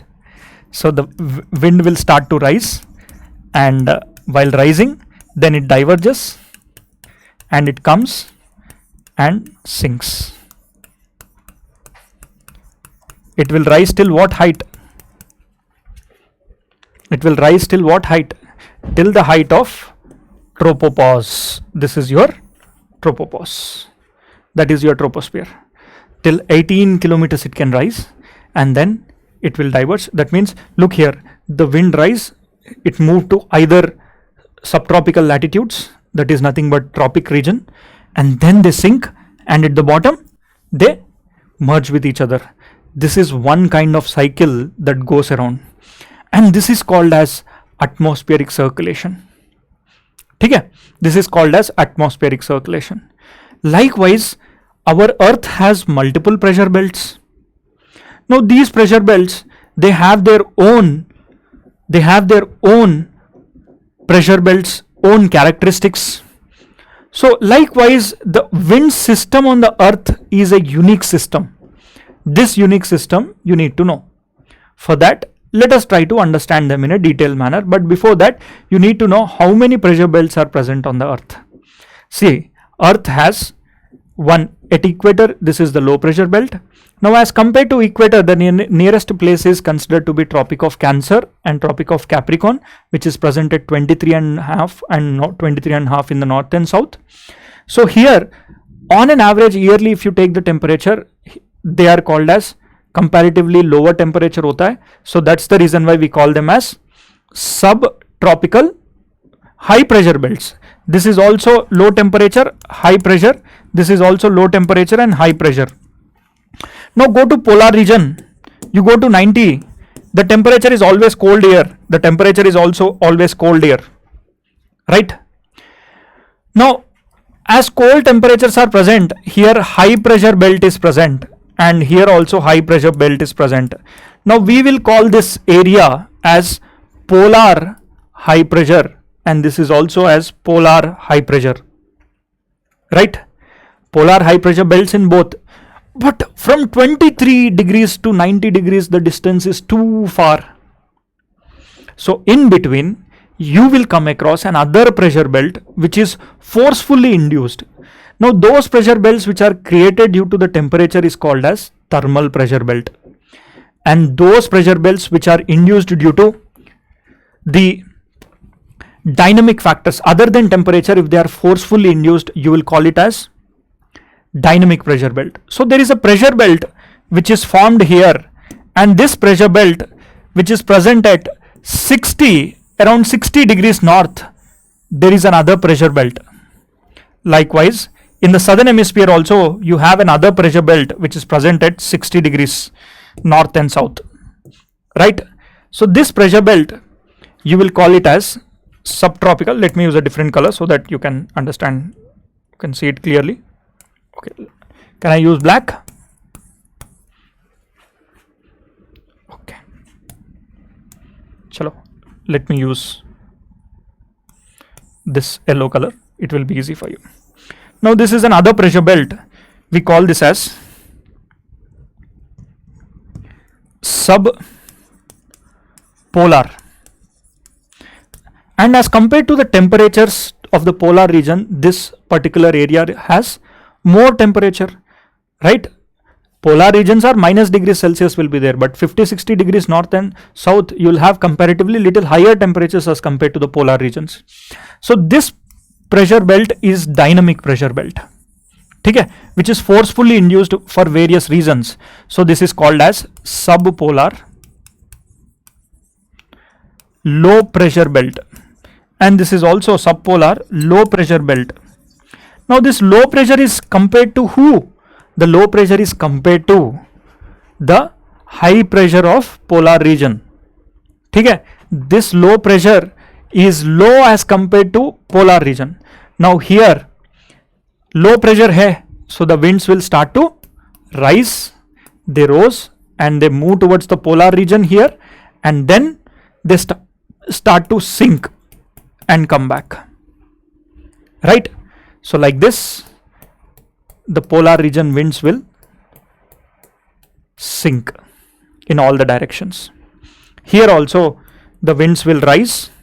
Now as soon as they rise, they come and sink to the polar region. They sink. Polar region winds always sinks like this at the surface. Okay. Next, whenever the air rises, don't you think the air which is rising will diverge in both the directions? So this divergence which has taken place, now here they will be moving in this direction. That means a full cycle is made here, right? A full cycle is made like this. Here also air that rises here, it will make a full cycle, and then this is how the wind circulation system is there on the surface of the earth. Now look here, the wind is exactly moving in opposite direction from, this is how the wind moves on the surface. Now this is how the wind is moving here. Can you see this? From 30 degrees to 60 degrees, the wind is moving towards the subpolar region. Now on the surface of the earth, this is how the wind circulation takes place. But a moving wind will always experience multiple forces. Moving wind will experience friction. Moving wind will also experience another force called Coriolis force. So what is this Coriolis force? See, look here, the Coriolis force means if suppose in the northern hemisphere anything that is moving, they will deflect towards their right, and in the southern hemisphere anything that is moving, they will deflect towards their left. Okay? Anything that is moving in the northern hemisphere, the direction in which, let's take this as the northern hemisphere. In the northern hemisphere, if there is anything that is moving towards north or south or whatever the direction, the deflection will be there, be it for a moving bird or aeroplane, whatever. The ultimate resultant movement path direction will not be in a straight line, rather it will be towards right, because the earth is always rotating, right? Earth always rotates. On a rotating earth, if you have taken an aeroplane, just imagine you took an aeroplane and you wanted to go from place A to place B. You went into the air and the earth also starts to rotate. Will you reach the point B or will you reach another point? Obviously you'll reach another point, because you are also traveling, the earth is also traveling. Suppose you took a flight here and this flight wants to go towards this point. Let's call this as point, maybe this particular point. You wanted to reach to this point, but earth is rotating around. So you will ultimately, this point will shift its position to here, and instead of going here, you are supposed to go here. Like this, there are deflections which are found on the earth. Now these deflections are called as Coriolis force. You need not go too depth into the NCERT level. When you come into the advanced classes, I'll explain you in a beautiful manner how this Coriolis force works. But as of now, just understand that the Coriolis force will apply on a bird which is flying, on an aeroplane which is moving, the moving water, all that is moving in the atmosphere, they will experience Coriolis force. The Coriolis force is towards the right in the northern hemisphere and towards the left in the southern hemisphere. Because of that, the winds which are moving in the northern hemisphere, they will deflect towards their right in the moving direction. Now see here, look at this, the wind, this wind which is coming towards the equator, if it is deflected towards the right, wouldn't the direction be this? Wouldn't the direction be like this? Instead of coming straight, the wind will deflect like this, right? The wind will deflect like this. Here also the wind deflects. Likewise, if I rub them and if I draw it again, all these winds, just try to understand this. Look at this, the winds which I am going to draw, they are deflecting. The winds which are coming, they are deflecting towards their right.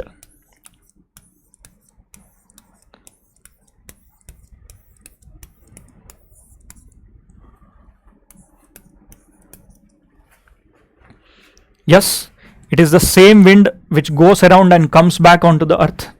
Now you tell me, if this is your east, and this is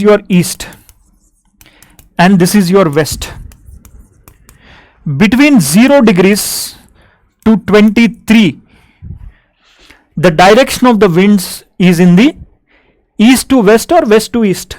The wind's direction here is east to west or west to east. Yes, the direction of the winds are from east to west.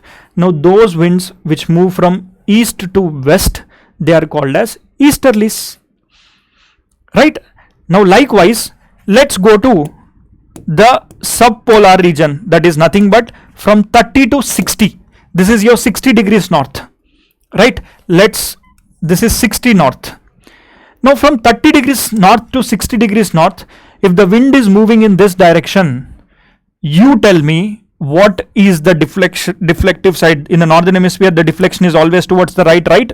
So let's consider the deflection here is towards the right. That means this is how the deflection is. The deflection of the winds, are they in this direction? Instead of going in this direction, they'll deflect towards their right. Now, can I draw these winds like this? For our understanding, I'll make it little easier. The same winds will now appear like this. Instead of going in a straight line, they'll deflect towards the right. That means the winds are moving towards the right. So can I say that these are those winds? They'll go around the earth and come back. Yes. It is the same winds, right? Same winds which go around the earth and come back.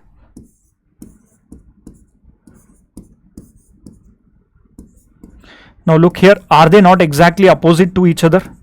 Now you tell me, are these winds, if this is your east and this is your west,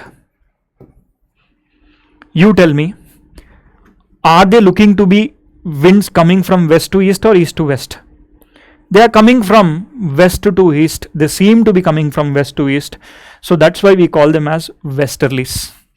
So these winds are also called as westerlies because these are subtropical in this particular area. You call them as subtropical region hai and subtropical westerlies. Now these are called as tropical easterlies. Right? Or you can also call as these are westerlies mid latitude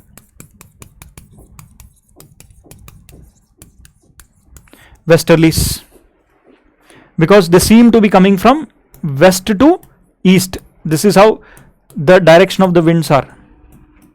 Right? Now come to polar region and apply the Coriolis force again. Look here, the winds are coming in this direction. The winds are coming in this direction. So the deflection is towards their right. This is how the deflection is. And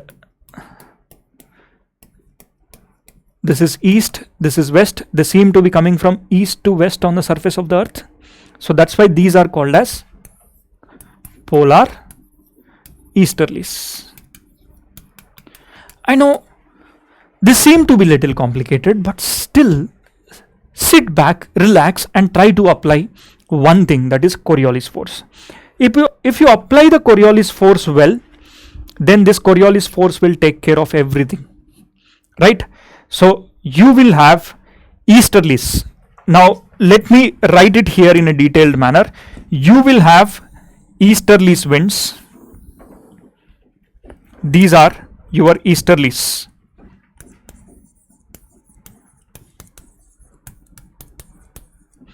Right? And these are westerlies in both the hemisphere. I have done it for the northern hemisphere, but you can also do it for your other hemispheres. These are your westerlies right? Now likewise, if I am doing it for the polar region, in the polar region you will have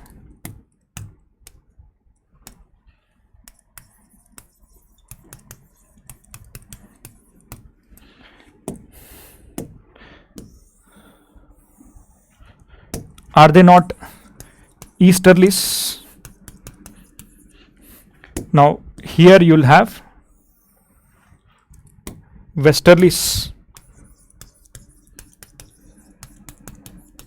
Again in the polar region you will have, in the both the polar regions you have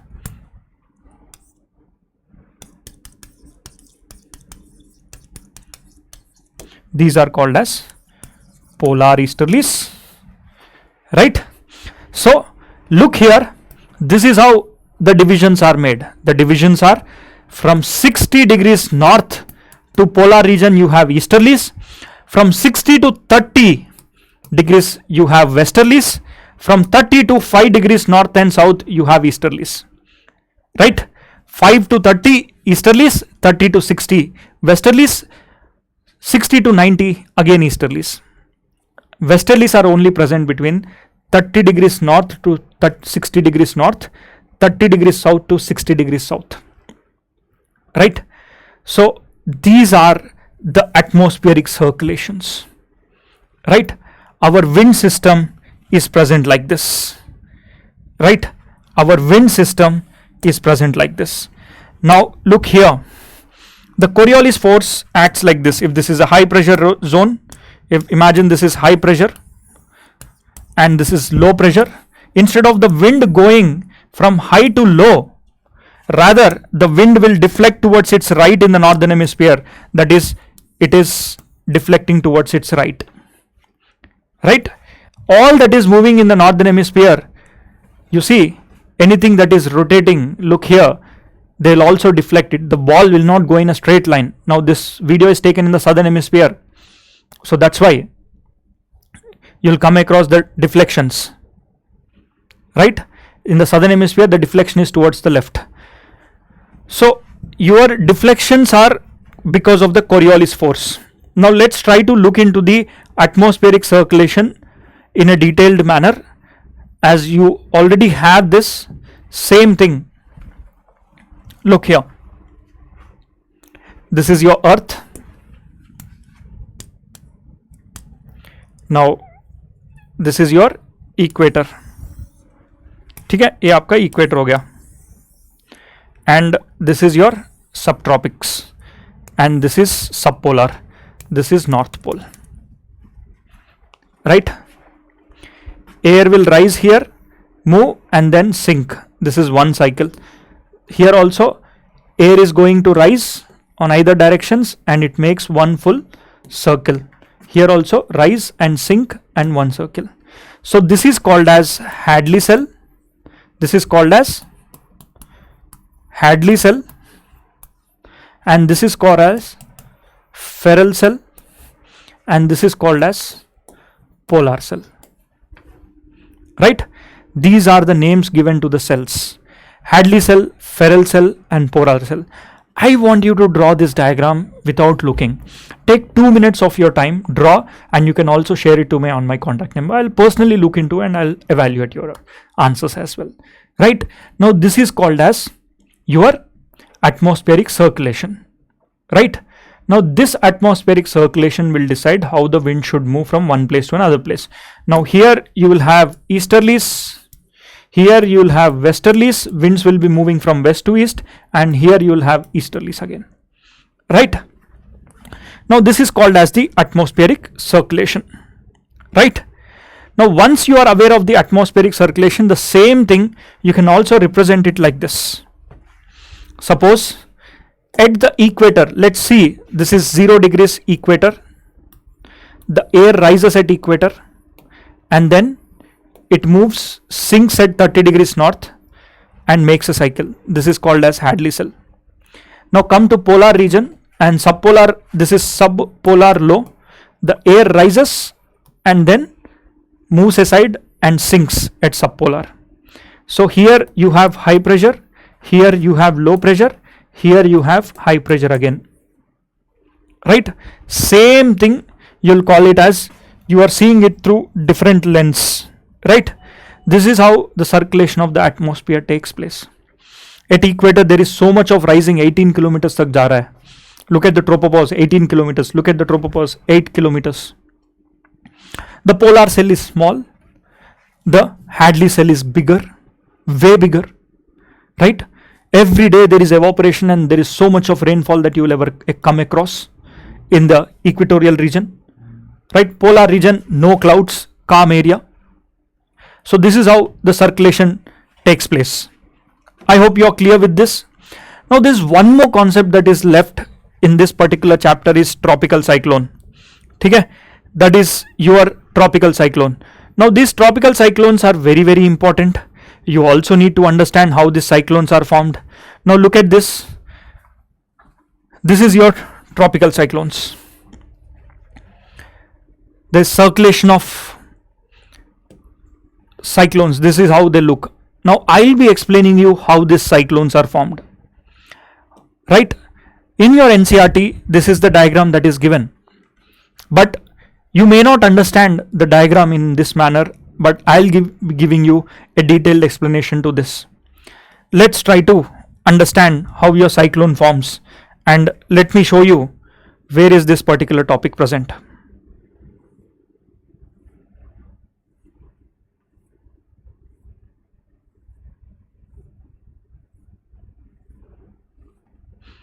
See, this is the tropical cyclone.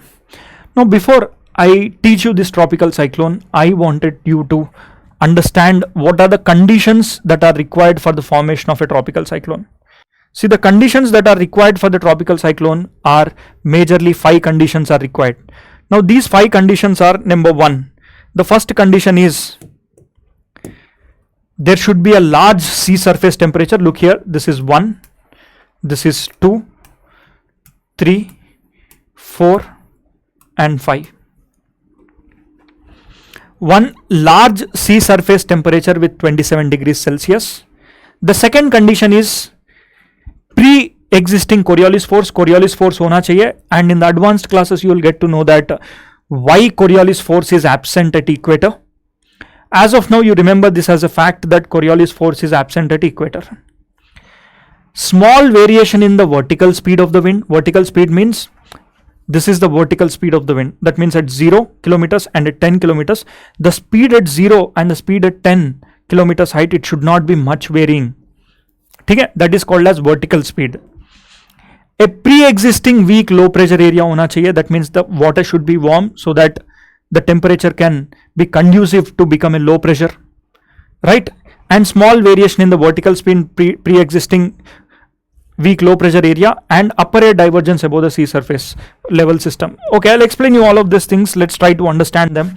See here. Imagine this is your sea. Okay. A depth of 150 meters. The temperature of this particular sea should be 27 degrees Celsius. That is, it should be 27 degrees Celsius. Then this is one of the conducive condition for the formation of the cyclone, right? So let's try to understand this. Now slowly the water starts to get warmed. Now imagine this water warmed. Now this water, if it is warm, don't you think it will create a low pressure? Warm temperatures will create low pressure. Now this water is warm as compared to the water in and around. Imagine this is entirely your Bay of Bengal. Okay? The water is warm in this part of the region like this. Let me take you to this part of the area. See here.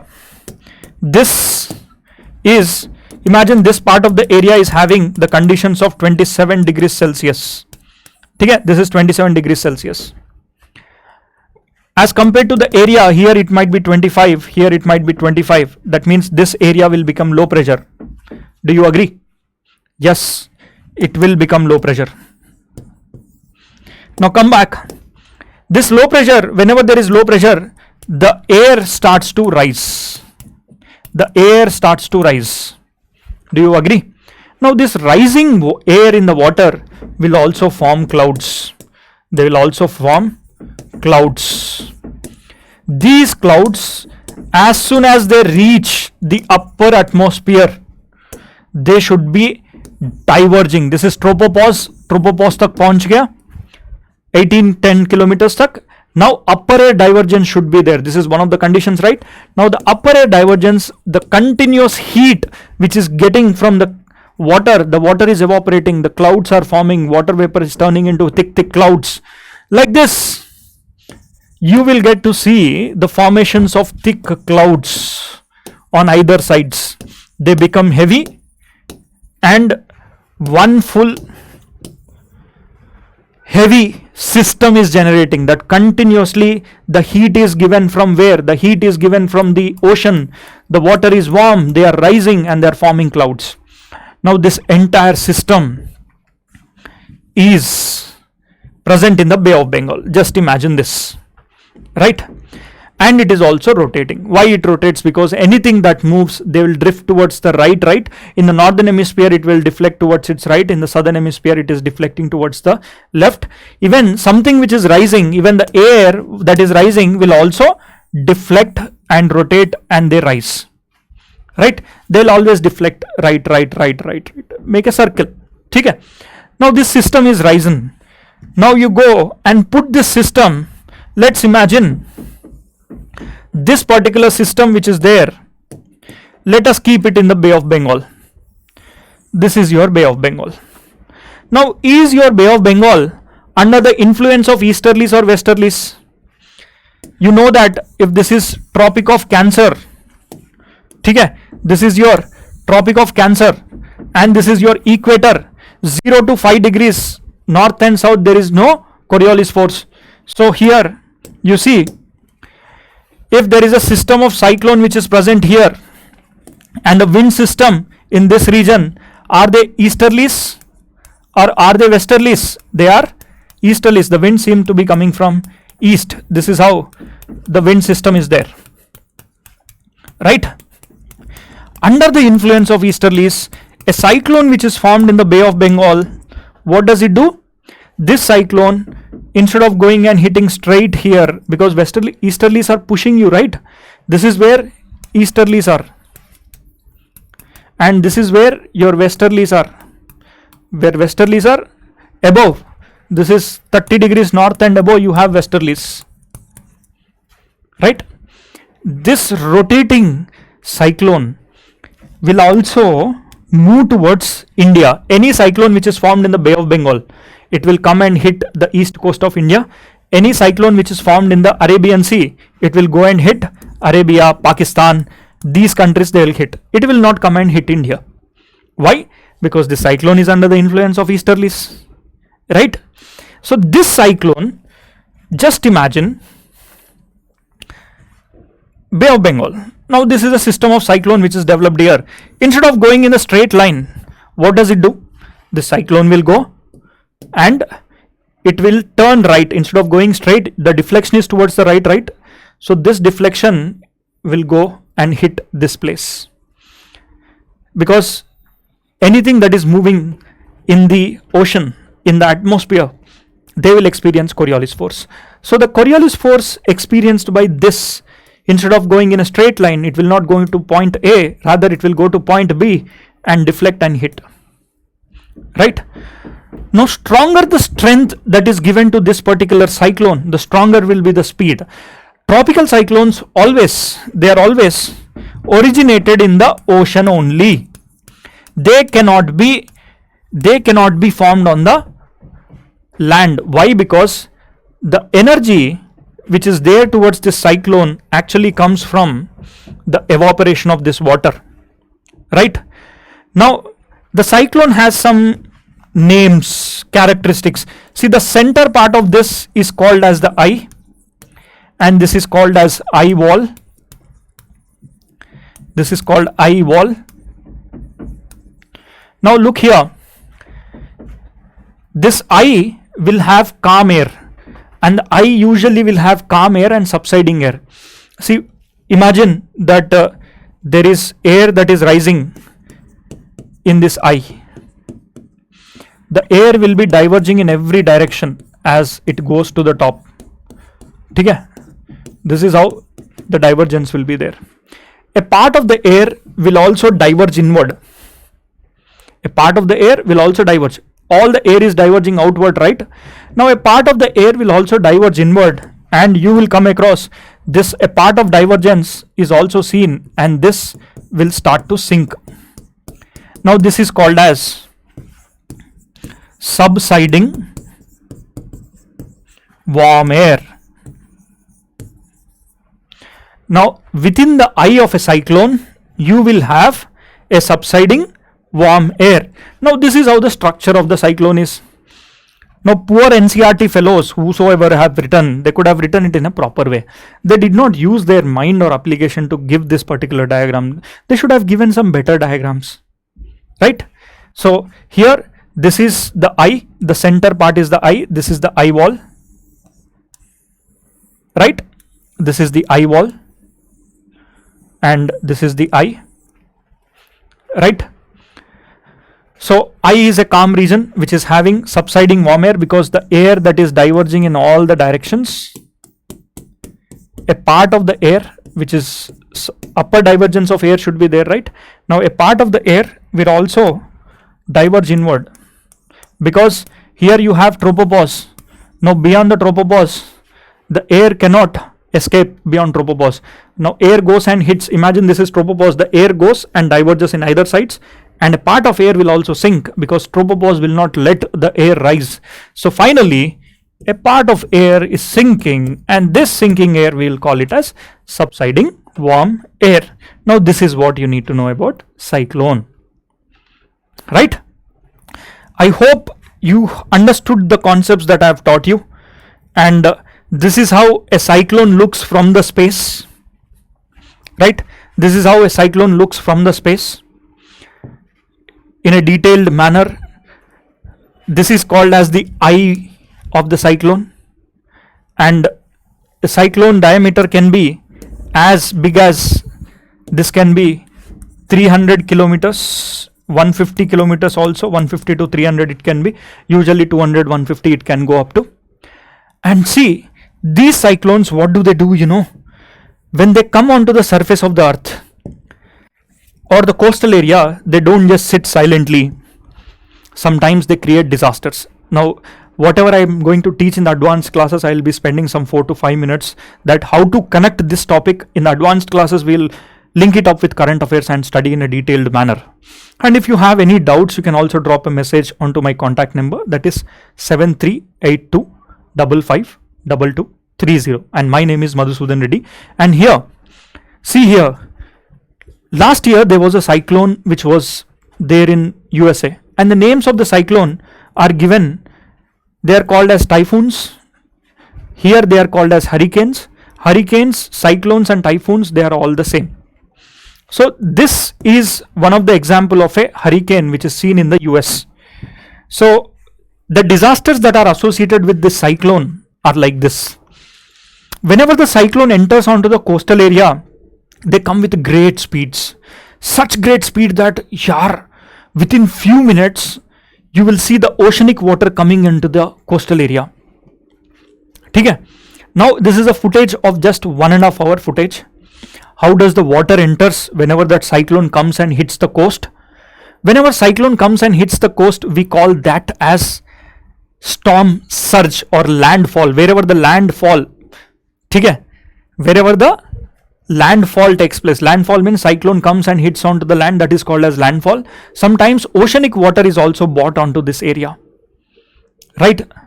So this can lead to storm surges. This is your storm surge. Now you cannot estimate the strength of a cyclone. In India, these type of cyclones sometimes hit the storm surges, but इतना बड़ा level पे तो India में नहीं आया. But imagine the level of disaster that it is going to take place. Very disastrous this is. Now, look, come to India. In India, our India is exposed to tropical cyclones in this manner. Now, these things we deal in advanced classes. So, look here. Our cyclones which are formed here usually go and hit the Bengal. Now in these areas, so the entire coastal area needs to plan for disaster management, and the questions from cyclone comes in the disaster management, not in geography, you know.